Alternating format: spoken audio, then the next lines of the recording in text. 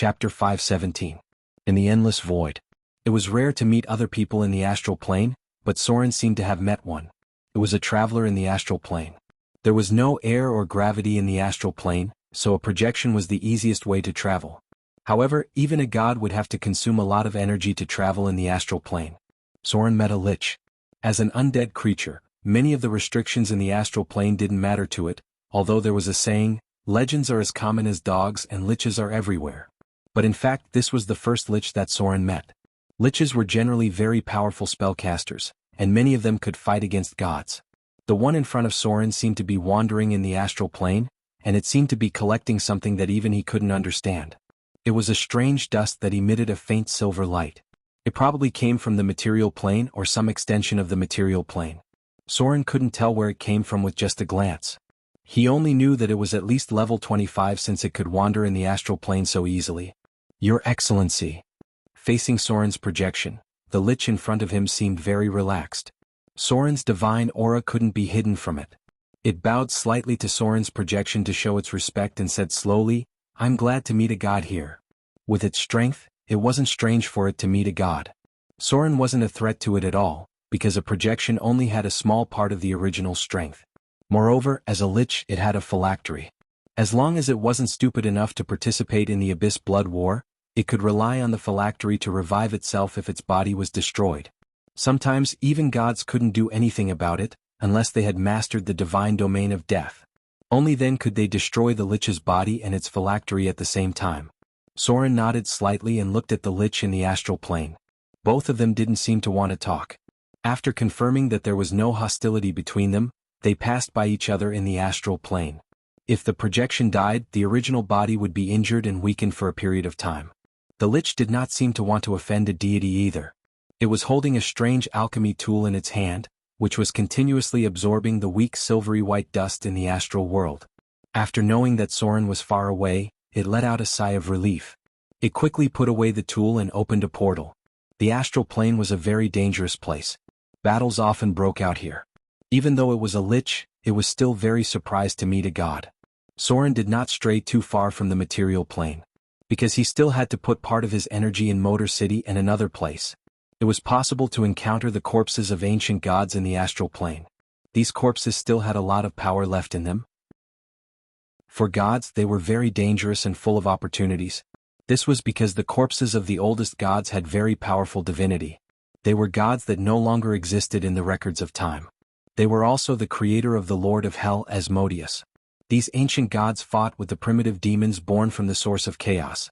Some of them died in the void of the multiverse, and their corpses had been preserved until now. The power of the primitive demons polluted Asmodeus and led to his complete fall.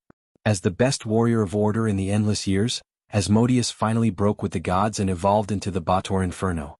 The fall of Asmodeus directly led to a considerable number of ancient angels falling into hell.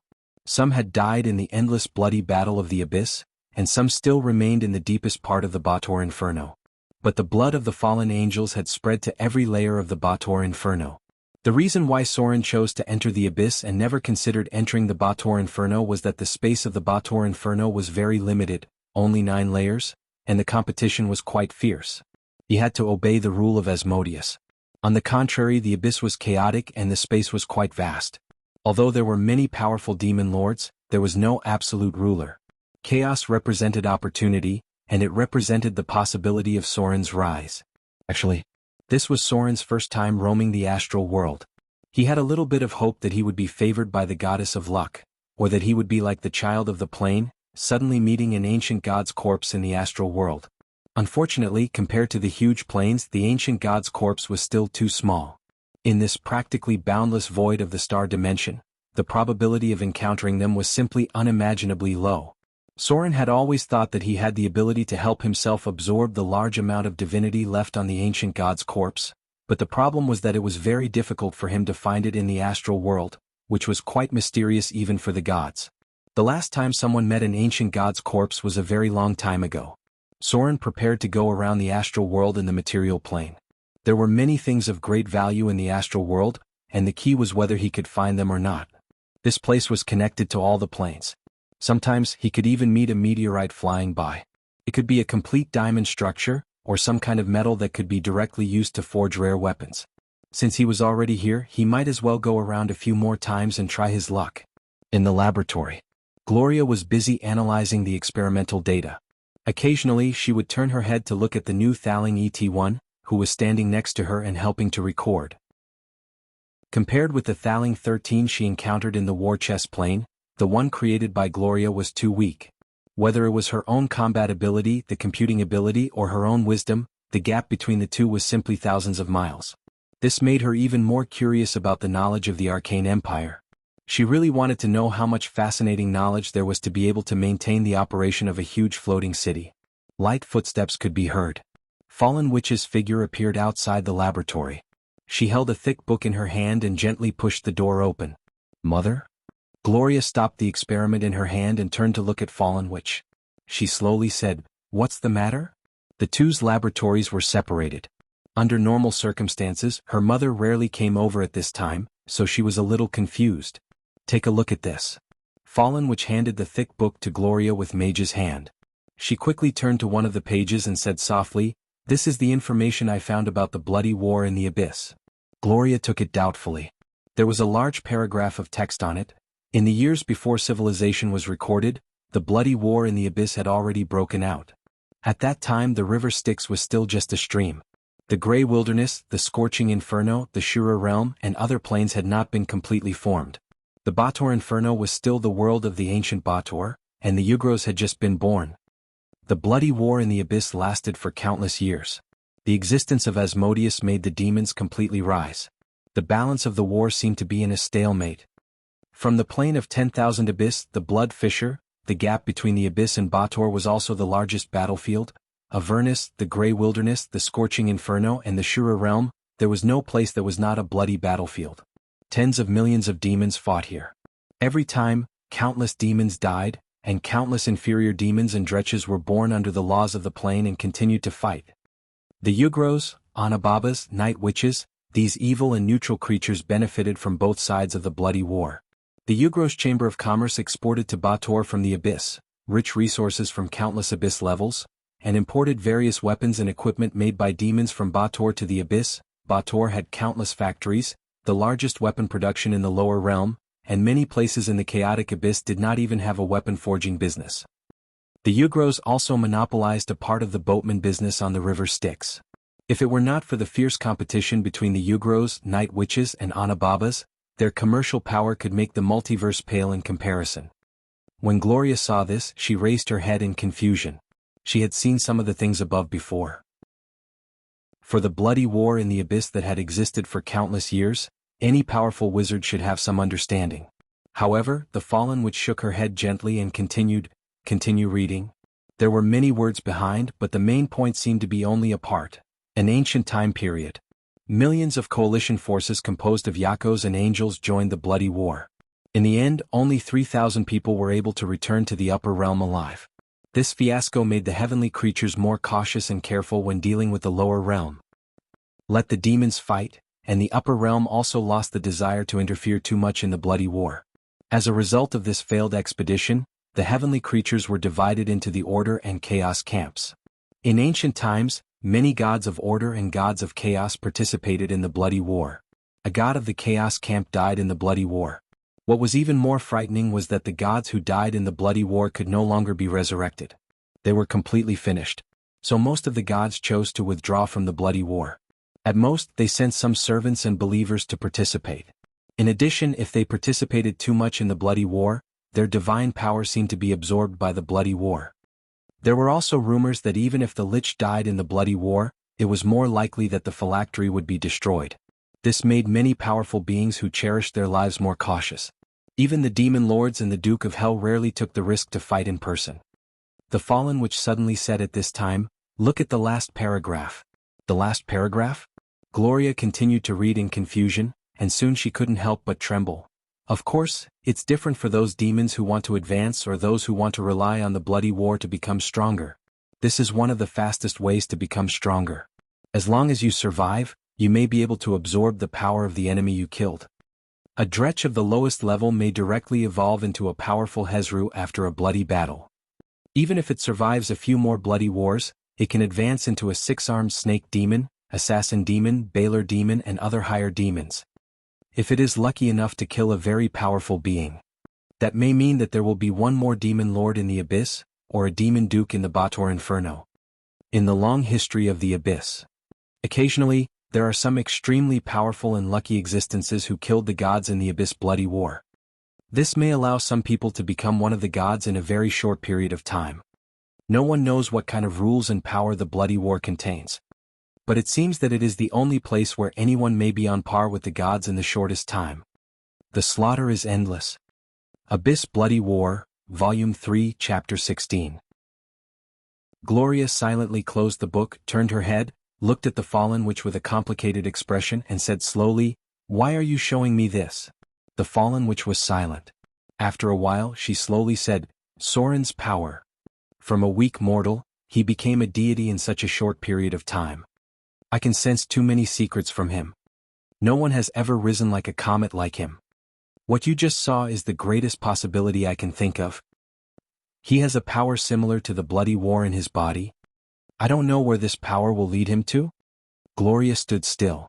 She quietly looked at her mother, and her expression was still calm.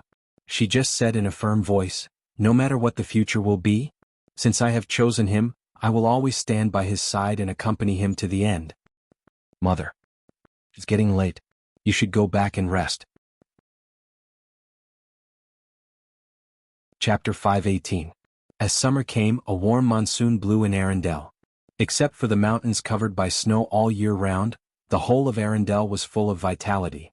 Winter wheat had sprouted and grown, and the fields were green with spring. Spring here came later than in other places. Because they only sowed once a year, the residents of the Frost Kingdom obviously attached great importance to cultivation. In addition to winter wheat, they would also plant some other cold-resistant crops. On this day, a group of outsiders arrived in Arendelle. They were dressed in neat armor and worn cloaks. The silver-white mottled armor reflected light in the sun, and occasionally residents who encountered them would bow their heads humbly. This was a group of paladins from the outside world. Unlike the cities they had been to, they rarely encountered any help in Arendelle. Even the lowest of the poor just bowed to them to show respect. What happened in the City of Wealth did not repeat here because Arendelle had its own laws, and these laws had been strictly enforced. This was the rich and prosperous Arendelle, and there was a great and noble princess royal here. The purpose of the paladin's trip was to ask for help. There were very few people in the world who had the ability to repair the Holy Avenger, and the Princess Royal of Arendelle was one of them. Because she was a divine sorcerer, a powerful spellcaster with divine power. The dock area. The young paladin walked on the streets of the dock area. He didn't know when it started, but he liked to visit the slums in every city he passed by because in his opinion, those were the places that represented the civilization of a city and a country. He liked Arendelle because it was the most vibrant city he had ever seen, second only to Mordor where his companions had just brought back the news. If there was a chance in the future he might go to see Mordor with his own eyes to see if it was really so orderly and peaceful there. The Battle of the Underdark had been over for a long time. Although his strength touched the edge of the legendary realm and he had the ability of a perfect body, he still could not break through the boundary of the legendary realm. Because he had not yet found his own field. Courage, faith, sacrifice, justice, fearlessness, protection, order, kindness. He was a little confused.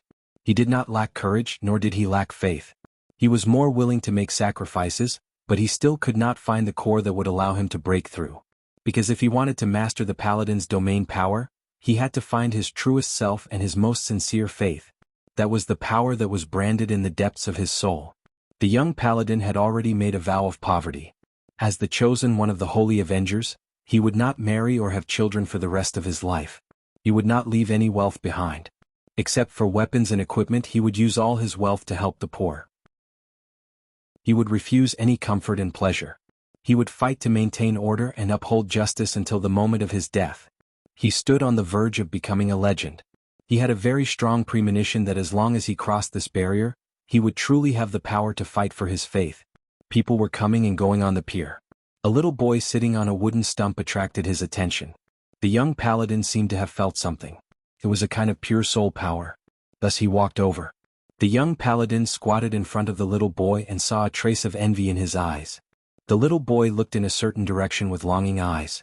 It was a noble young man in a luxurious wizard robe. Noticing the arrival of the paladin, he turned his head gently but did not speak. He was wearing shabby clothes, which meant that he was born poor and might be the child of a dock worker. The little boy looked at him calmly with a trace of curiosity and respect. The young paladin smiled and said, "Birth is the arrangement of fate, but the future can be created by yourself. Do you believe in justice?" The little boy's expression was a little doubtful, but he still nodded gently. The young paladin smiled. He pressed his palm on the little boy's forehead, and a holy and pure power emerged. Holy baptism. Holy blessing. Arendelle Royal Palace. Princess Royal sat on the throne and looked down. She held an invitation letter in her hand. This invitation letter came from the south coast, from a place called Mordor. She gently rubbed her forehead and looked out of the window. Princess Anna stood on the balcony looking into the distance. Her face seemed to be a little haggard. As the first successor of Arendelle, because of the early death of her parents, Princess Royal had always been like a sister to Princess Anna. Now Princess Anna looked like this, which she did not want to see. But it was difficult for her to accept that man even now because as a warlock she felt a lot from him. Blood-killing death. Some power that she could not understand yet, but it was very dangerous. She did not want Princess Anna to be involved. There was a guard outside the door reporting that a group of paladins from other places seemed to want to see her. Princess Royal's attitude towards the paladins was neither good nor bad.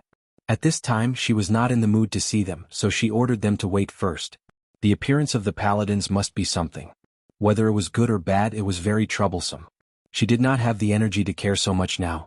What she was most worried about now was Anna, and she was also hesitating whether to accept the invitation of Mordor. Because once she accepted the invitation, Arendelle would be on the same side as Mordor, which was an attitude to other forces. On the balcony, Princess Anna was holding a delicate cloth doll in her hand, which looked 70 to 80% similar to Soren. Her expression at the moment was a little sad. The girl squeezed the cloth doll hard, and while squeezing she said to herself in a sobbing voice, "Bastard. Idiot. Stupid pig. You have the guts to become a god. But you don't have the guts to come and marry me. Bastard. Coward. Coward. I hate you." Crystal tears fell down drop by drop, and the grievances in her heart finally made Princess Anna cry. She squeezed the cloth doll that looked like Soren hard as if this would make her feel better. She didn't understand why she threw away her pride as a princess for him, but that bastard coward didn't even dare to see her. She just felt very wronged in her heart. She wanted to rush over and bite that bastard to death. Princess Royal stood in the hall and sighed faintly. As the most powerful protector of Arendelle, as long as she wanted, every move in the palace could not be hidden from her perception. She slowly walked towards Princess Anna. The girl seemed to have heard the footsteps. She put away the cloth doll with a flustered expression, then wiped her tears casually. When she turned around she was already smiling. Princess Anna glanced at the invitation in Princess Royal's hand and said in an expectant voice, "Sister, you will go, right?" Even if that man treated her like this, she still hoped that Princess Royal could stand on his side. Alas. Princess Royal couldn't help but sigh. She reached out and took Princess Anna into her arms and said faintly, "Silly girl." Chapter 519. Finally he left this plain. When Sauron walked out of this barren plain, what appeared in front of him was a huge abyss fault. Below it was hot magma, and in the distance was the flowing Styx. The plain of 10,000 abyss was the top of countless levels of the abyss. This was a barren land where not even a blade of grass grew, and it was covered in thick dust. It was roasting under the dark red sun that was like hell. There were 3 landforms in the dusty plain: a huge abyss on the surface, a huge steel fortress, and the Styx. The only master here was the demon king of wind, Pazuzu. As the oldest demon of Orbis, it chose to be neutral in the battle between the Tana-Re demons and the Orbis demons. This powerful demon lord rarely cared about other things. What it was most interested in was luring others to fall, especially an upright paladin. For this reason, it would even do its best to help the paladin when the paladin called for it. The demon king of wind rarely appeared in the eyes of ordinary demons, and it seemed that it rarely participated in the Abyss Blood War. It was just the invisible supreme ruler of this land. The evolution of power was close to the limit. Sauron killed a lot of Dretches along the way. Now his attributes had become: name, Sauron; race, demon; form, Dretch, grade 1; attributes, strength 14, dexterity 12, constitution 16, Intelligence 10, Wisdom 12, Charm 12. Alignment, lawful evil. Note, other demons will be slightly hostile to your actions. Health, 25-25. Demonic power, 72100. Skills, Sneak 105, Listen 70, Detect 70, Search 30. Abilities, Demon Claws, +1 Natural Magic Weapon. Demon Skin, Damage Reduction +5. Demon Resistance. Abilities, Multi-Attack. Spell-like abilities, Fear, once a day, Stinking Cloud, once a day, Telepathy. The growth of the demon's power was very interesting. It seemed that in the midst of killing, their abilities could be improved comprehensively. Sauron was close to the strongest form of the Dretch. If he wanted to further improve his strength, there were only two ways. The first was to become a professional. Even demons could also become professionals and learn the abilities of many professions, but it took a lot of time. It was more difficult for a demon to become a professional than other creatures. The second was to evolve into another form. Sauron had to kill some powerful enemies in order to accumulate more demon bloodline power and complete a true mutation. Evolve into a succubus, Hezru, Vrak, or other mid-level demon forms. If Sauron did not like to transform into a demon in human form, he could also use the power of his demon bloodline to transform into a demon-hunting spider or a demon-hunting spider. He could even turn into an abyssal demon bat. There seemed to be countless possibilities in the genes of demons. It was not difficult to change forms during evolution. Sauron needed the power of the demon bloodline as a catalyst. The natural weakness of the Dretch was too obvious. Even if he was about to break through, Sauron still only had 25 HP. A steel fortress could be seen in the distance. There was only a narrow passage in the abyssal fault. Sauron knew very well what kind of fate awaited him if he left this desolate plain. A cannon fodder. As long as it was a Dretch that came out of the rift plain, their fate was to be cannon fodder. The hot magma flowed along the fault. Sauron had just approached the steel fortress when a succubus appeared in front of him. "You have been recruited." The succubus raised a long whip with metal barbs and hit the ground in front of Sauron. In the dust it said in a proud voice, "Despicable Dretch. You are lucky to be recruited by the 7th Legion of the Succubus Queen. Fight hard. If you can survive, you will be rewarded." She did not ask for Sauron's opinion at all. Intermediate demons had absolute dominance over lower demons. As long as Sauron expressed a little unwillingness, the other party would kill him on the spot. The 7th Legion of the Succubus Queen was recruiting cannon fodder. For a lower Dretch, the succubus in front of him was too lazy to use charm. This kind of cannon fodder was not worthy of being charmed by her. She needed to recruit more powerful demon cannon fodder. As one of the most powerful demon lords in the Abyss, the Succubus Queen was naturally the main force of the Abyss blood war. The blood war here had never really stopped, and new demons were recruited every day. However, the Succubus Queen was very smart. She would train the cannon fodder that survived the cruel blood war as elites and let them go to her base camp. The blood war was a meat grinder. No matter how powerful a demon was, there was a possibility of falling. The Succubus Queen had always been the main participant in the blood war, but her strength did not decrease at all. On the contrary, it was growing little by little. The figure of a Hezru appeared. Its chaotic and crazy pupils glanced at Sauron. It seemed to dislike this little guy very much and wanted to trample him to death. But it could not do that yet, because this was its cannon fodder. A new battle was about to begin, but the opponent was not the Bator Inferno, but the army of the 422nd floor of the Abyss, the Knoll King Yeenagu. The demon army was always fighting among themselves. Many demon lords had never stopped fighting. Naturally, their demon army was also constantly frictional. In the depths of the Abyss, the army of the Succubus Queen and the army of the Knoll King fought. This battle spread to the plain of 10,000 Abyss. The Succubus commander here decided to find some trouble for the other party. Even if the next blood war with the devil was about to break out, they still decided to attack their old opponent first. Crazy? Yes. This was the Abyss. Sauron's figure entered the barracks with a group of Dretches. In front of him was a huge steel fortress with many war machines placed in it. Although the demons relied on their huge numbers to win, the Succubus Queen valued weapons more. The barracks were in a mess. Sauron even saw a Hezru fighting with another Hezru. It was a real battle, and the loser was likely to die at the hands of the other party. No one stopped it. On the contrary, there were Succubus officers watching with interest. Most of the officers here were Succubus, among which women accounted for the largest proportion. The number of male Succubus was quite small.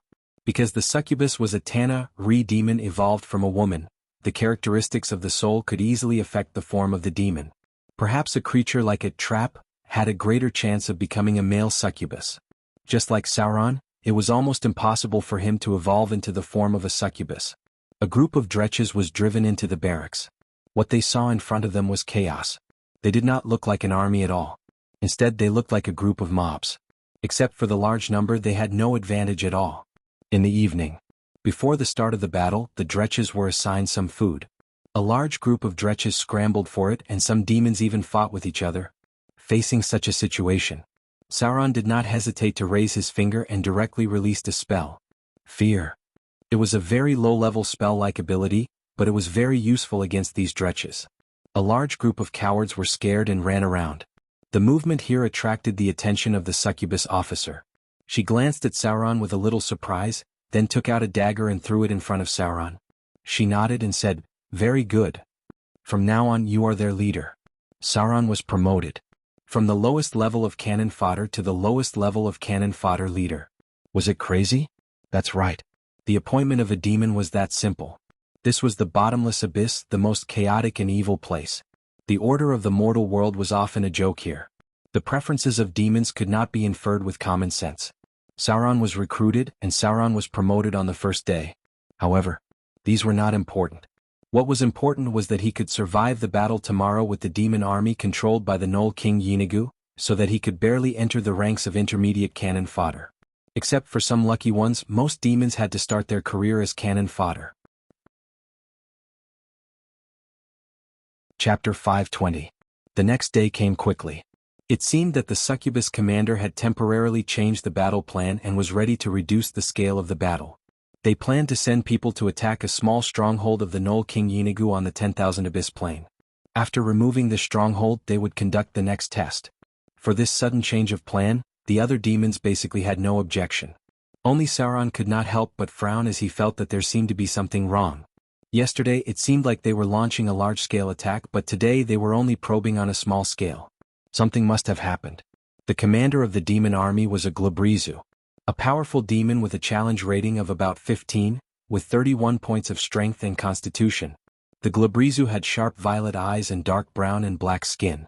It was about 5 meters tall when it stood, and its weight was more than 5,500 pounds. This demon liked to deceive rather than fight, but its ability should not be underestimated because it was a powerful demon that was proficient in cleave, advanced cleave, multi-strike, fierce attack, and other abilities. It could be said that even Sauron's main body would have to spend a little effort to deal with it. Because it was a super-large Glabrezu, its basic life was 18 points. If Sauron did not intend to change the form of a demon, then it could also accumulate strength to evolve into a small, medium, or large dretch. In this case, its vitality would continue to increase, and its basic life would increase little by little. This was how the Mother of Worms was born. As a super-large abyss worm, the Mother of Worms' basic life was as high as 36 points, and it was quite difficult to kill it. The evolution of the body would increase one's attributes, but there would also be a corresponding punishment. Because the larger the body, the slower the movement and the slower the reaction speed, but the strength attribute would be significantly increased. Sauron's demon army was sent to the battlefield. The Glabrezu commander's deputies were 5 Vroks and some Hezru. Sauron was surprised to find that there was no trace of succubus, which made his heart skip a beat. Something is wrong. Sauron quietly took a step back and murmured, "As the demon army of the succubus queen, there is no succubus in this battle. Could it be? We're just cannon fodder? Or is it a bait to lure the enemy?" Demons were simple-minded. At least, most demons were affected by their chaotic nature. They were not as cunning as demons. In front of Sauron was a group of excited Hezru, as if they were very happy to have a battle and did not realize how dangerous their situation was. There was something strange about all of this. Sauron was even more certain that they were bait, but he did not know what the succubus army's backup plan was. The demon army soon set off. The Glabrezu walked at the front like a giant. Behind them were some Vroks. Because of their physique and natural fighting ability, the Hezru had always been the vanguard of the demon army. They were the best cannon fodder. A Hezru could attract enough firepower in battle. Behind them were large groups of dretches, quasits, and abyssal lurkers. These low-level demons were basically useless. A single Hezru could easily slaughter hundreds of thousands of low-grade fiends. The march did not last long. The demons did not seem to have any military orders. They only received two orders, one was attack, and the other was retreat. Sauron walked at the back of the team. He could not understand the demons' thoughts at all because some demons were happy because of the arrival of the battle, and some demons were frightened because of the arrival of the battle. Since ancient times, chaos has always produced fools. Sauron was now mixed in with a large group of fools. He did not know what kind of battle would happen next. If the situation was not right, he planned to find a chance to slip away. An army camp appeared in front of them. Sauron thought that they would have some kind of tactical plan, but in fact he was overthinking it. With the roar of attack, the Hezru rushed forward with a roar. Sauron really wanted to give them some useful tips, but he knew that as a Dretch, if he dared to do so, he would only be trampled to death by the high-grade fiends. A stench filled the air. The Hezru turned on their natural ability. They looked like frogman monsters. During the battle, their skin would secrete a stinky gas. Any enemy close to them must undergo a compulsory test of immunity. Otherwise, even demons would be affected by the nausea effect. This kind of top-level cannon fodder was really ugly. A group of crazy chaotic fools fought together. As a result, they could only fight head-on. The Hezru rushed to the front as the vanguard, followed by the Dretches with small arms and legs and other low-grade fiends. The Glabrezu commander was not in a hurry to fight in person, and the other middle-grade fiends were more behind to supervise the battle to ensure that no cowards would run away. This is King chaotic battle. Sauron seemed to be a little desperate about the commanding art of the demons. No wonder they had dozens of times the number of demons, but they were still beaten by the demons after so many years. This kind of commanding ability was simply looking for abuse. However, this also proved that Sauron's choice of the Abyss was correct because only here could he have the opportunity to rise rapidly. As long as he survived the most difficult early stage, he could easily enter the ranks of the high-grade fiends. Because he had enough confidence in defeating these fools. The army did not have many symbols. In the demon army of Yeenagu, the king of gnolls, the main composition was gnolls, ghouls, undead, and various demons. The dark gnolls from the Abyss were among them. Even in the bottomless abyss they were quite a difficult opponent. The ghouls faced the Hezru head-on. The commander of the enemy stronghold was a gnoll general with a three-headed flail. It had been watching the Glabrezu in the distance. As long as the Glabrezu did not attack, it had no intention of attacking for the time being. The battle was quite fierce. Both sides were tangled together, and the crazy nature of the demons was quickly stimulated by the blood. However, Sauron immediately realized that he had overestimated the demons because as the battle really broke out, a more desperate fact appeared in front of him. The Dretches around him were fighting among themselves. Both armies had a large number of low-grade demons as cannon fodder, and many of these low-grade demons were temporarily recruited. That was to say, many of the low-grade demons were gathered together recently. They were not familiar with each other and there were no obvious signs. You are a Dretch, I'm also a Dretch. Who knows which side you are on? Anyway, I don't care so much. Let's kill you first. That's right. The Dretches were fighting among themselves. Not only the Dretches under Zoro's command, but even the Dretches on the Gnoll's side could not differentiate between friend and foe. They just swarmed and fought. It was a scene that could not be looked at directly. Sauron had never seen such an army. If it was on the battlefield of the Abyss Blood War, maybe they could still distinguish between demons and devils, but in this situation they were simply fighting among themselves. Sauron was almost speechless. In this case, what was the point of commanding? He simply sneaked into the crowd, regardless of whether they were friends or foes, and when he saw someone injured he would go up and kill them. Anyway, it was already chaotic. Was it crazy? That's right. This was the bottomless abyss. After Sauron killed 20 or 30 Dretches in a row, the nearby Dretches finally learned their lesson. The Dretches in his camp began to move closer to him, and the Dretches in the enemy camp gradually fled from him. However, right at that moment, a loud noise rang out beside him. A Hezru demon with crimson eyes and a fiend shrouded in flames approached. The commander of the Dretch army, the Hezru that he saw yesterday. Now it was seriously injured and there were burn marks all over its body. In front of it was an advanced flaming demon. The initial form of a Baelor. Chapter 521. The Hezru were excellent cannon fodder. Although their strength was only around 21 points, their constitution was close to 30 points. The Hezru could weigh more than 750 pounds. Although they were not as strong as the large demons, they were still a great threat in a battle. The Hezru that was leading Sauron was an advanced demon. It was a large demon that weighed more than 1,200 pounds. It looked like a small giant. Unfortunately, it was in a very sorry state because its body looked like an upright frog. Now, it looked like it had been roasted over a fire. Its disgusting skin was full of charred charcoal. The Hezru's opponent was a flaming demon, a very rare demon. Under normal circumstances, the demon's evolution path was like this: Dretch, Tana, Abyss Lurker, Quasit, Succubus, Tana, Vrak, Tana, Hezru, Tana, Glabrizu, Tana, Soul Judgment, Tana, Six-Armed Naga, Tana, Baylor, Tana. This was the evolution of the humanoid demons.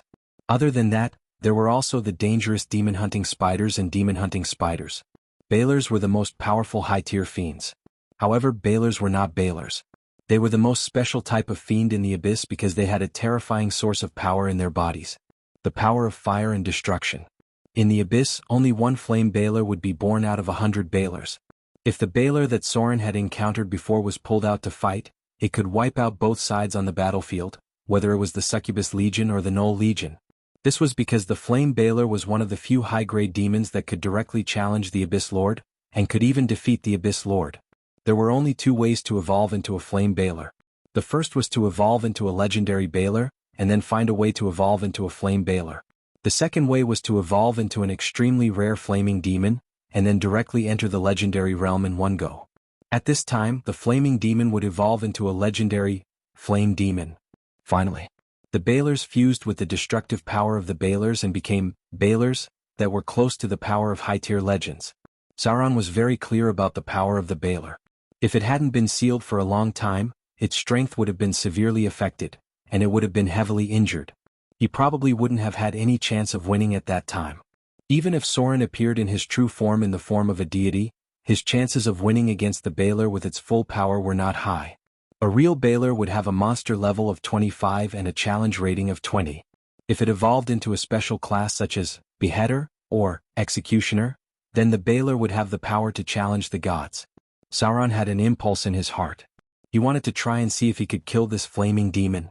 If he succeeded, perhaps he could step onto the path of becoming a Baylor, which was much more promising than becoming a Succubus, a Vrak, or a Hezru. This way he wouldn't have to try the most dangerous path of becoming a Slaughterer. Becoming a Slaughterer was the last option. Sauron was a little worried about the price of becoming a Slaughterer. The surrounding temperature began to rise. In the miserable screams, many dretches near the flaming demon were directly burned to death. As a low-tier flame demon, the flaming demon's body was surrounded by terrifying heat. It could deal 5 to 10 fire damage to nearby enemies per second. With the poor vitality of the dretches, they would all die within 2 seconds of standing around the flaming demon's body. The flames of the flaming demon could cover a distance of 5 meters. These low-tier dretches couldn't even stand around its body. The possibility of killing it was infinitely close to zero. Sauron could only stand around its body for about 5 seconds.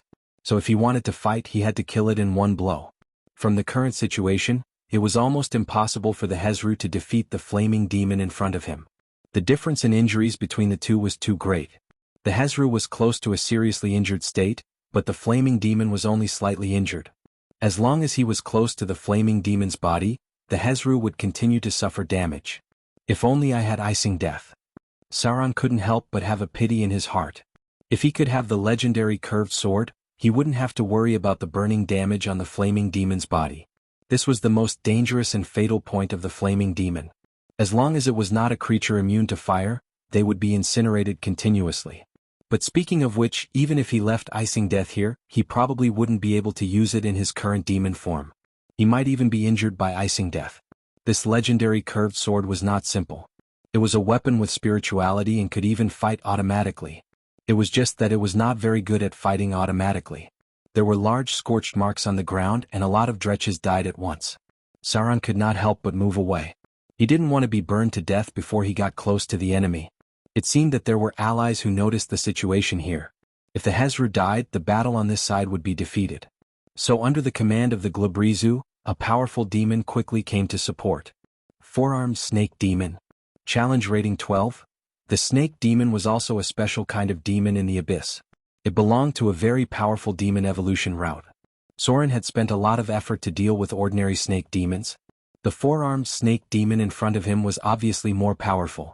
It held 4 two-handed swords at the same time, and when it swung it, it was like a storm.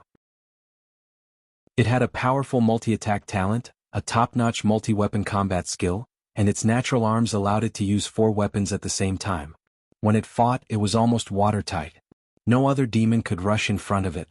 Snake-type creatures had amazing sprinting and explosive power. The four-armed snake demon swooped down and cut a bloody path. In an instant, it was in front of the flaming demon. The 4 swords swept over at the same time, almost blocking all the front angles. The snake demon was also considered by Sauron to be an advanced demon form.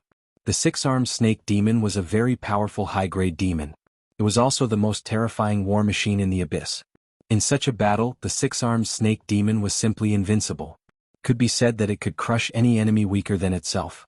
A 6-armed snake demon could even fight against several demons of similar strength because its arms were too powerful. 3 heads and 6 arms. Although it was missing 2 heads, 6 arms were not a joke. In the future, if it could go further, the 6-armed snake demon could also evolve into an 8-armed snake demon. This was a terrifying demon in the legends. In the abyss, even the lords of the abyss were very afraid of it. To some extent, the 8-armed snake demon was the most terrifying warrior in the abyss. Note: the equipment worn by the 6-armed snake demon was determined by the number of arms. These equipment included weapons, swords, bracelets, wrist guards, rings, and so on. Because they were born with more arms, the racial talent of the snake demon determined that they could use additional equipment easily and without any impact. A well-equipped and wealthy 6-armed snake demon was a nightmare for many high-grade demons. That's because you can't imagine how terrifying a snake demon with a legendary ring on all 6 arms is.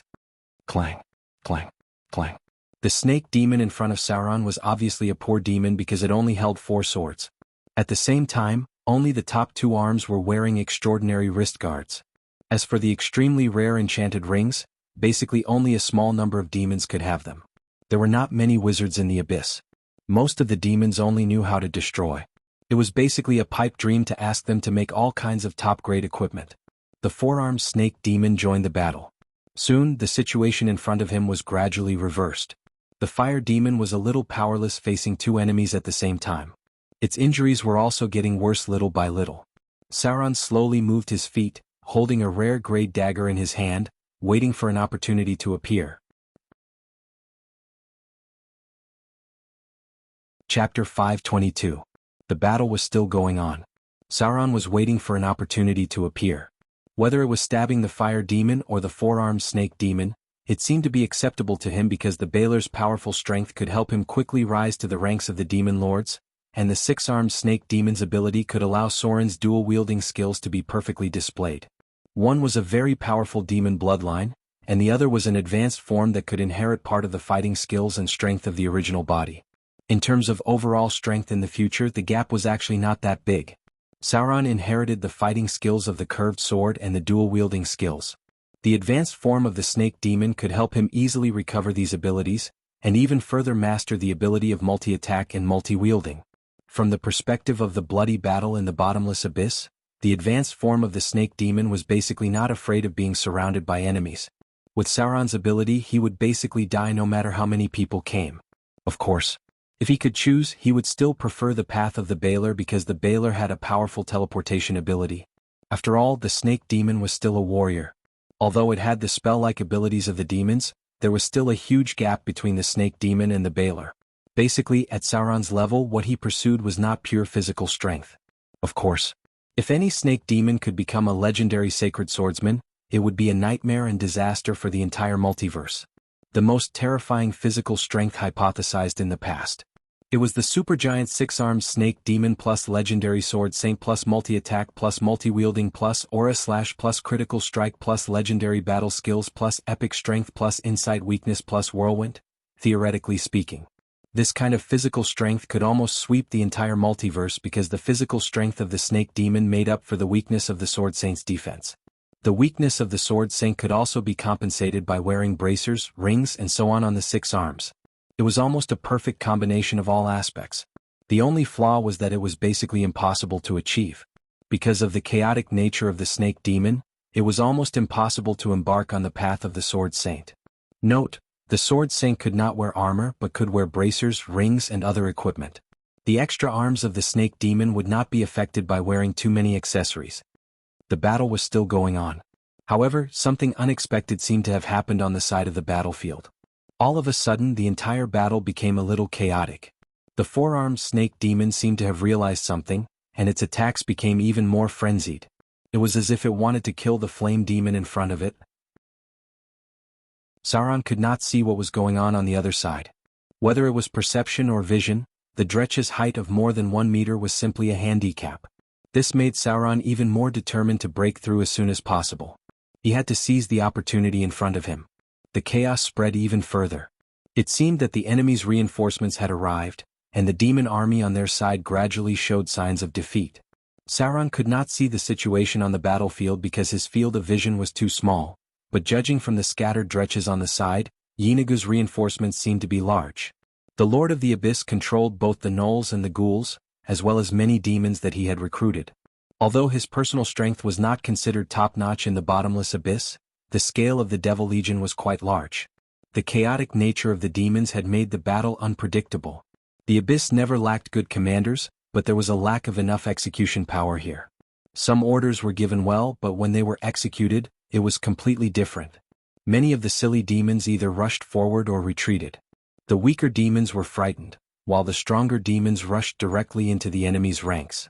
The current situation was developing like this. The Hezru rushed into the Gnoll army, the Dretches were constantly retreating, and the enemies on the opposite side were mixed with their own allies. It was precisely because of this that many lords of the Abyss gave up on large-scale armed demons and only relied on cannon fodder to fight. The real elites were rarely deployed on the battlefield. The flame demons' injuries were getting worse and worse. There were not many Dretches that could still stand near Sauron. The Hezru gradually retreated because of serious injuries, leaving only the four-armed snake demon to fight with the flame demon. From the current situation, the four-armed snake demon had a higher chance of winning because the flame demon was about to die. Boom! A violent explosion came from the side. As if it was forced by the four-armed snake demon in front of it, the flame demon's body suddenly burned violently. Its body gradually expanded and terrible flames raged in all directions. It wanted to self-destruct. As the initial form of the Baelor, although the flame demon did not have the ability to self-destruct, it could self-destruct before it died and drag the enemy down with it. The four-armed snake demon's injuries were already very serious. In this case, if it was affected by the self-destruction of the flame demon, it would basically die. Now, Sauron's figure flew out, almost squeezing out all his potential. At this moment, for him, it was a gamble. If he won, he could get the possibility of becoming a Baelor. If he lost, this demon's body would be completely destroyed. Not only would all the arrangements in the Abyss be ruined, but his body would also be seriously injured and fall into a weakened state for a long time. When it was time to fight, he had to fight. In the scorching flames, Sauron rushed directly to the flame demon in front of him. The terrible flames burned its skin. If it weren't for the fact that demons had a certain degree of fire resistance, perhaps his whole body would have been burned.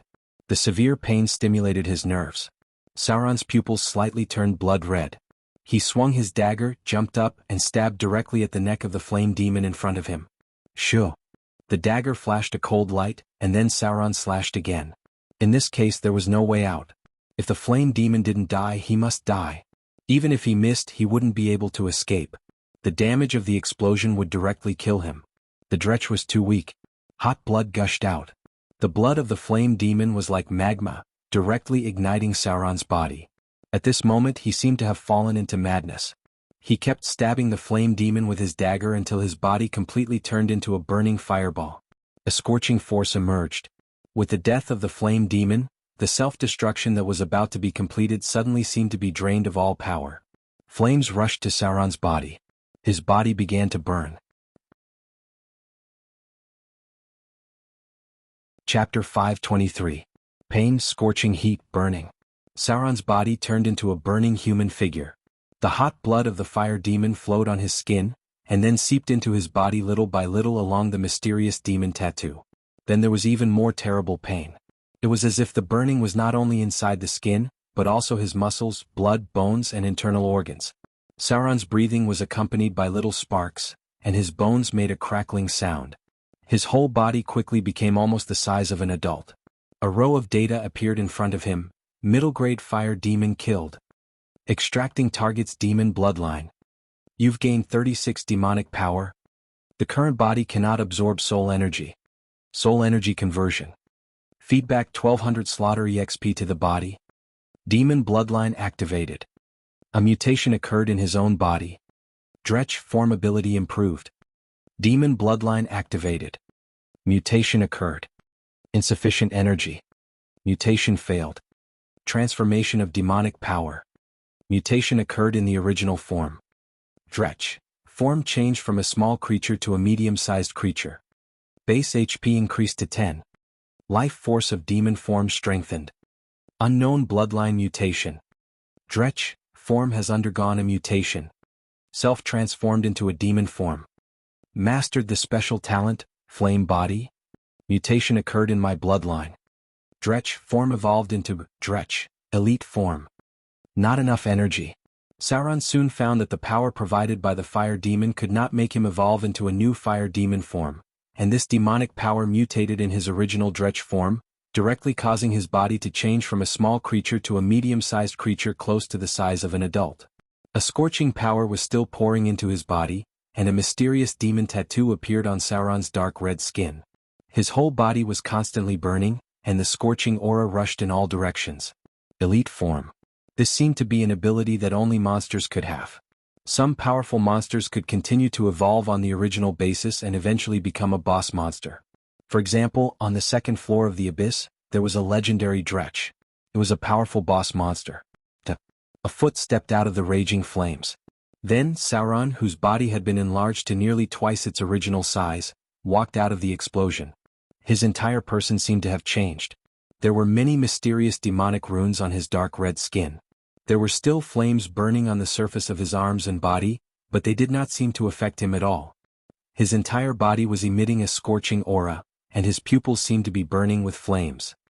His breath was accompanied by rolling heat waves, and the soil under his feet gradually became charred black. Body of flames. Although he did not evolve into a flaming demon, he had a new innate ability, Flaming Body. Body of flames, innate ability. Due to some special mutation, he has a powerful body of flames. From now on, you will be immune to all fire damage. After fully activating this innate ability, you will be surrounded by raging flames. Any target near you will receive 10 fire damage. When activated, this ability ignores both friend and foe. The power of the flames will burn everything around you. The most basic ability of the Baler. Although Sauron could not compare to the 30 to 50 fire damage per second of the Baler, as an advanced demon, he already had the power of fire. In this case, he was equivalent to the king of the Dretches. Even if there were thousands of ordinary Dretches, they would not be able to threaten him. Sorin's figure completely appeared. In the raging flames, the Dretch form was reborn. A pair of demon horns appeared on his forehead, and a pair of demon wings appeared on his back because of the mutation. However, the demon wings were not complete at all, and it was basically impossible for him to fly. At most, they were like some advanced lesser demons, flapping their wings to increase their speed when sprinting, allowing them to jump a little further. Sauron still retained the general form of a Dretch, but in many aspects he had the characteristics of an intermediate demon. Demon horns, demon wings. These two were the most obvious signs. Unfortunately, the demon wings were more like a decoration than a succubus. A surge of power emerged. After completing the mutation, Sauron was directly promoted to Grade 2, and his creature level reached 8. At this moment, his data page had become, Name, Sauron Race, Demon Form, Dretch, Grade 2, Elite, Medium Creature, Level, Creature Level 8 Attributes, Strength 16, Dexterity 14, Constitution 18, Intelligence 12, Wisdom 14, Charm 15. Alignment, Lawful Evil. Note, other demons will be slightly hostile to your actions. Health, 3680 Demonic Power, 01000. Skills, Sneak 125, Literacy 50, Intimidation 50, Spellcraft 50, Use Magic Device 50, Listen 75, Detect 75, Search 50 Abilities, Body of Flames, Demon Claws, +1 Natural Magic Weapon, Demon Skin, Damage Reduction +5, Demon Resistance. Abilities, Multi-Attack. Spell-like abilities, Fear once a day, Stinking Cloud once a day, Summon demon, telepathy. His strength gradually increased. The mutation ability of the demon gene directly improved Sauron's basic attributes with the advancement, and the further increase in size also strengthened his strength and vitality. The battlefield was quiet for a while. It was not rare for demons to have a mutation, but it happened more often in bloody battles with devils because bloody battles seemed to make it easier for them to absorb the enemy's power. In this small-scale battle, Sauron's mutation was undoubtedly quite eye-catching. The probability of a Dretch being able to advance was less than 1%. The scene of Sauron's advancement was indeed a bit eye-catching. So soon after he completed the advancement, there were enemies who wanted to rush over to kill him. The situation in front of him. Sauron turned around and ran without hesitation. What a joke. He had just advanced and his abilities and body were not familiar yet. At first, he had the body of a child, but now he had the body of an adult. His combat power would definitely be affected, and his vitality had not recovered to full. He would be crazy to continue fighting with them. The best way now was, let this group of chaotic and crazy demons continue to fight to the death, and he would find a safe place to rest first. Running away after acting cool so exciting. Chapter 524. After temporarily retreating from the battlefield, the situation in front of him was much clearer. A group of ghouls came out from the flank of the demon army. Sauron didn't know how they came out. Maybe there was a teleportation circle in the camp. The attack of the ghouls directly destroyed the flank of the succubus army. When Sauron retreated to the rear, the demons in his camp had already been defeated. Originally, the demons' command was very chaotic, and now the enemy had a great advantage in numbers. Basically, the low-grade demons began to swarm away, and the ghouls and gnolls were chasing after them. The whole battle was like a farce. Only the number of demons was quite large. Just this small conflict had mobilized tens of thousands of demons. If the demon army in front of him was really pulled out, even without command they could easily defeat the main army of a kingdom. After all, in the Abyss, even the lowest level Dretch had 2 creature levels equivalent to advanced professions. The biggest characteristic of the Abyssal War was the huge amount of cannon fodder. The scale of tens of thousands was like a battle between 2 neighboring towns. Only when the scale reached 100,000 could it be considered a decent battle. When the scale reached 1 million, it could barely be considered a real battle. Of course, in such a huge number, most of them were low-grade demons. The real decisive combat power was the middle and high-grade demon elites. The battle continued until now. The demon army of both sides had suffered heavy losses, and the casualties had reached more than 5,000. Some died in the hands of the enemy, and some died in the hands of their own people. There was no other way. This was the situation in the Abyss. On the battlefield, not only did you have to be careful of the enemy's attack, but you also had to be careful of the Hezru that were fighting. They would not accidentally trample you to death. Just like what Sauron saw, a demon warlock actually threw a big fireball into the crowd. Although it killed a lot of enemies, it also killed a lot of their own people. Sauron, who had just advanced, was still quite eye-catching. But at this time, the demon warlord did not care because the number of enemies in front of him was close to double. These demon warlords had already run away. The Glabrezu general did not participate in the battle from beginning to end. When he saw that the situation was not right, he immediately began to retreat. As soon as he retreated, it was a big defeat. Behind them were the howling Hezru as well as many ghouls and gnolls. Those who were slow to escape were either captured or killed. Is this a farce? Sauron had only this thought in his mind, but now he had to run. Intuition told him that things were not that simple. The succubus queen had always been very good at playing tricks. The commander of the demon army was at least a nun, so it was impossible for her to send a group of people to die so easily. Sure. Soon, smoke rose from further away. It seemed that another battle had broken out. At this time, the Glabrezu in front finally stopped, then turned around and rushed directly to the Gnoll army. Then he saw the light of a teleportation circle on the side. The first to appear was a succubus wearing metal-tight armor. In the entire Abyss, only the succubus could meet the aesthetic standards of humans. These demons born from the Abyss wore metal armor seductively, and the metal boots made of black iron reflected light. They were neatly arranged in a battle formation. The one at the front seemed to be a succubus executioner. The long whip with metal barbs in her hand directly hit the enemy until the bones were white. The figure of the berserk demons appeared. Their heavy bodies began to crash into the enemy. The succubus warlock cast one spell after another, and the demons with weak will were charmed on the spot and rushed to their allies. The succubus army that appeared by teleportation began to counterattack.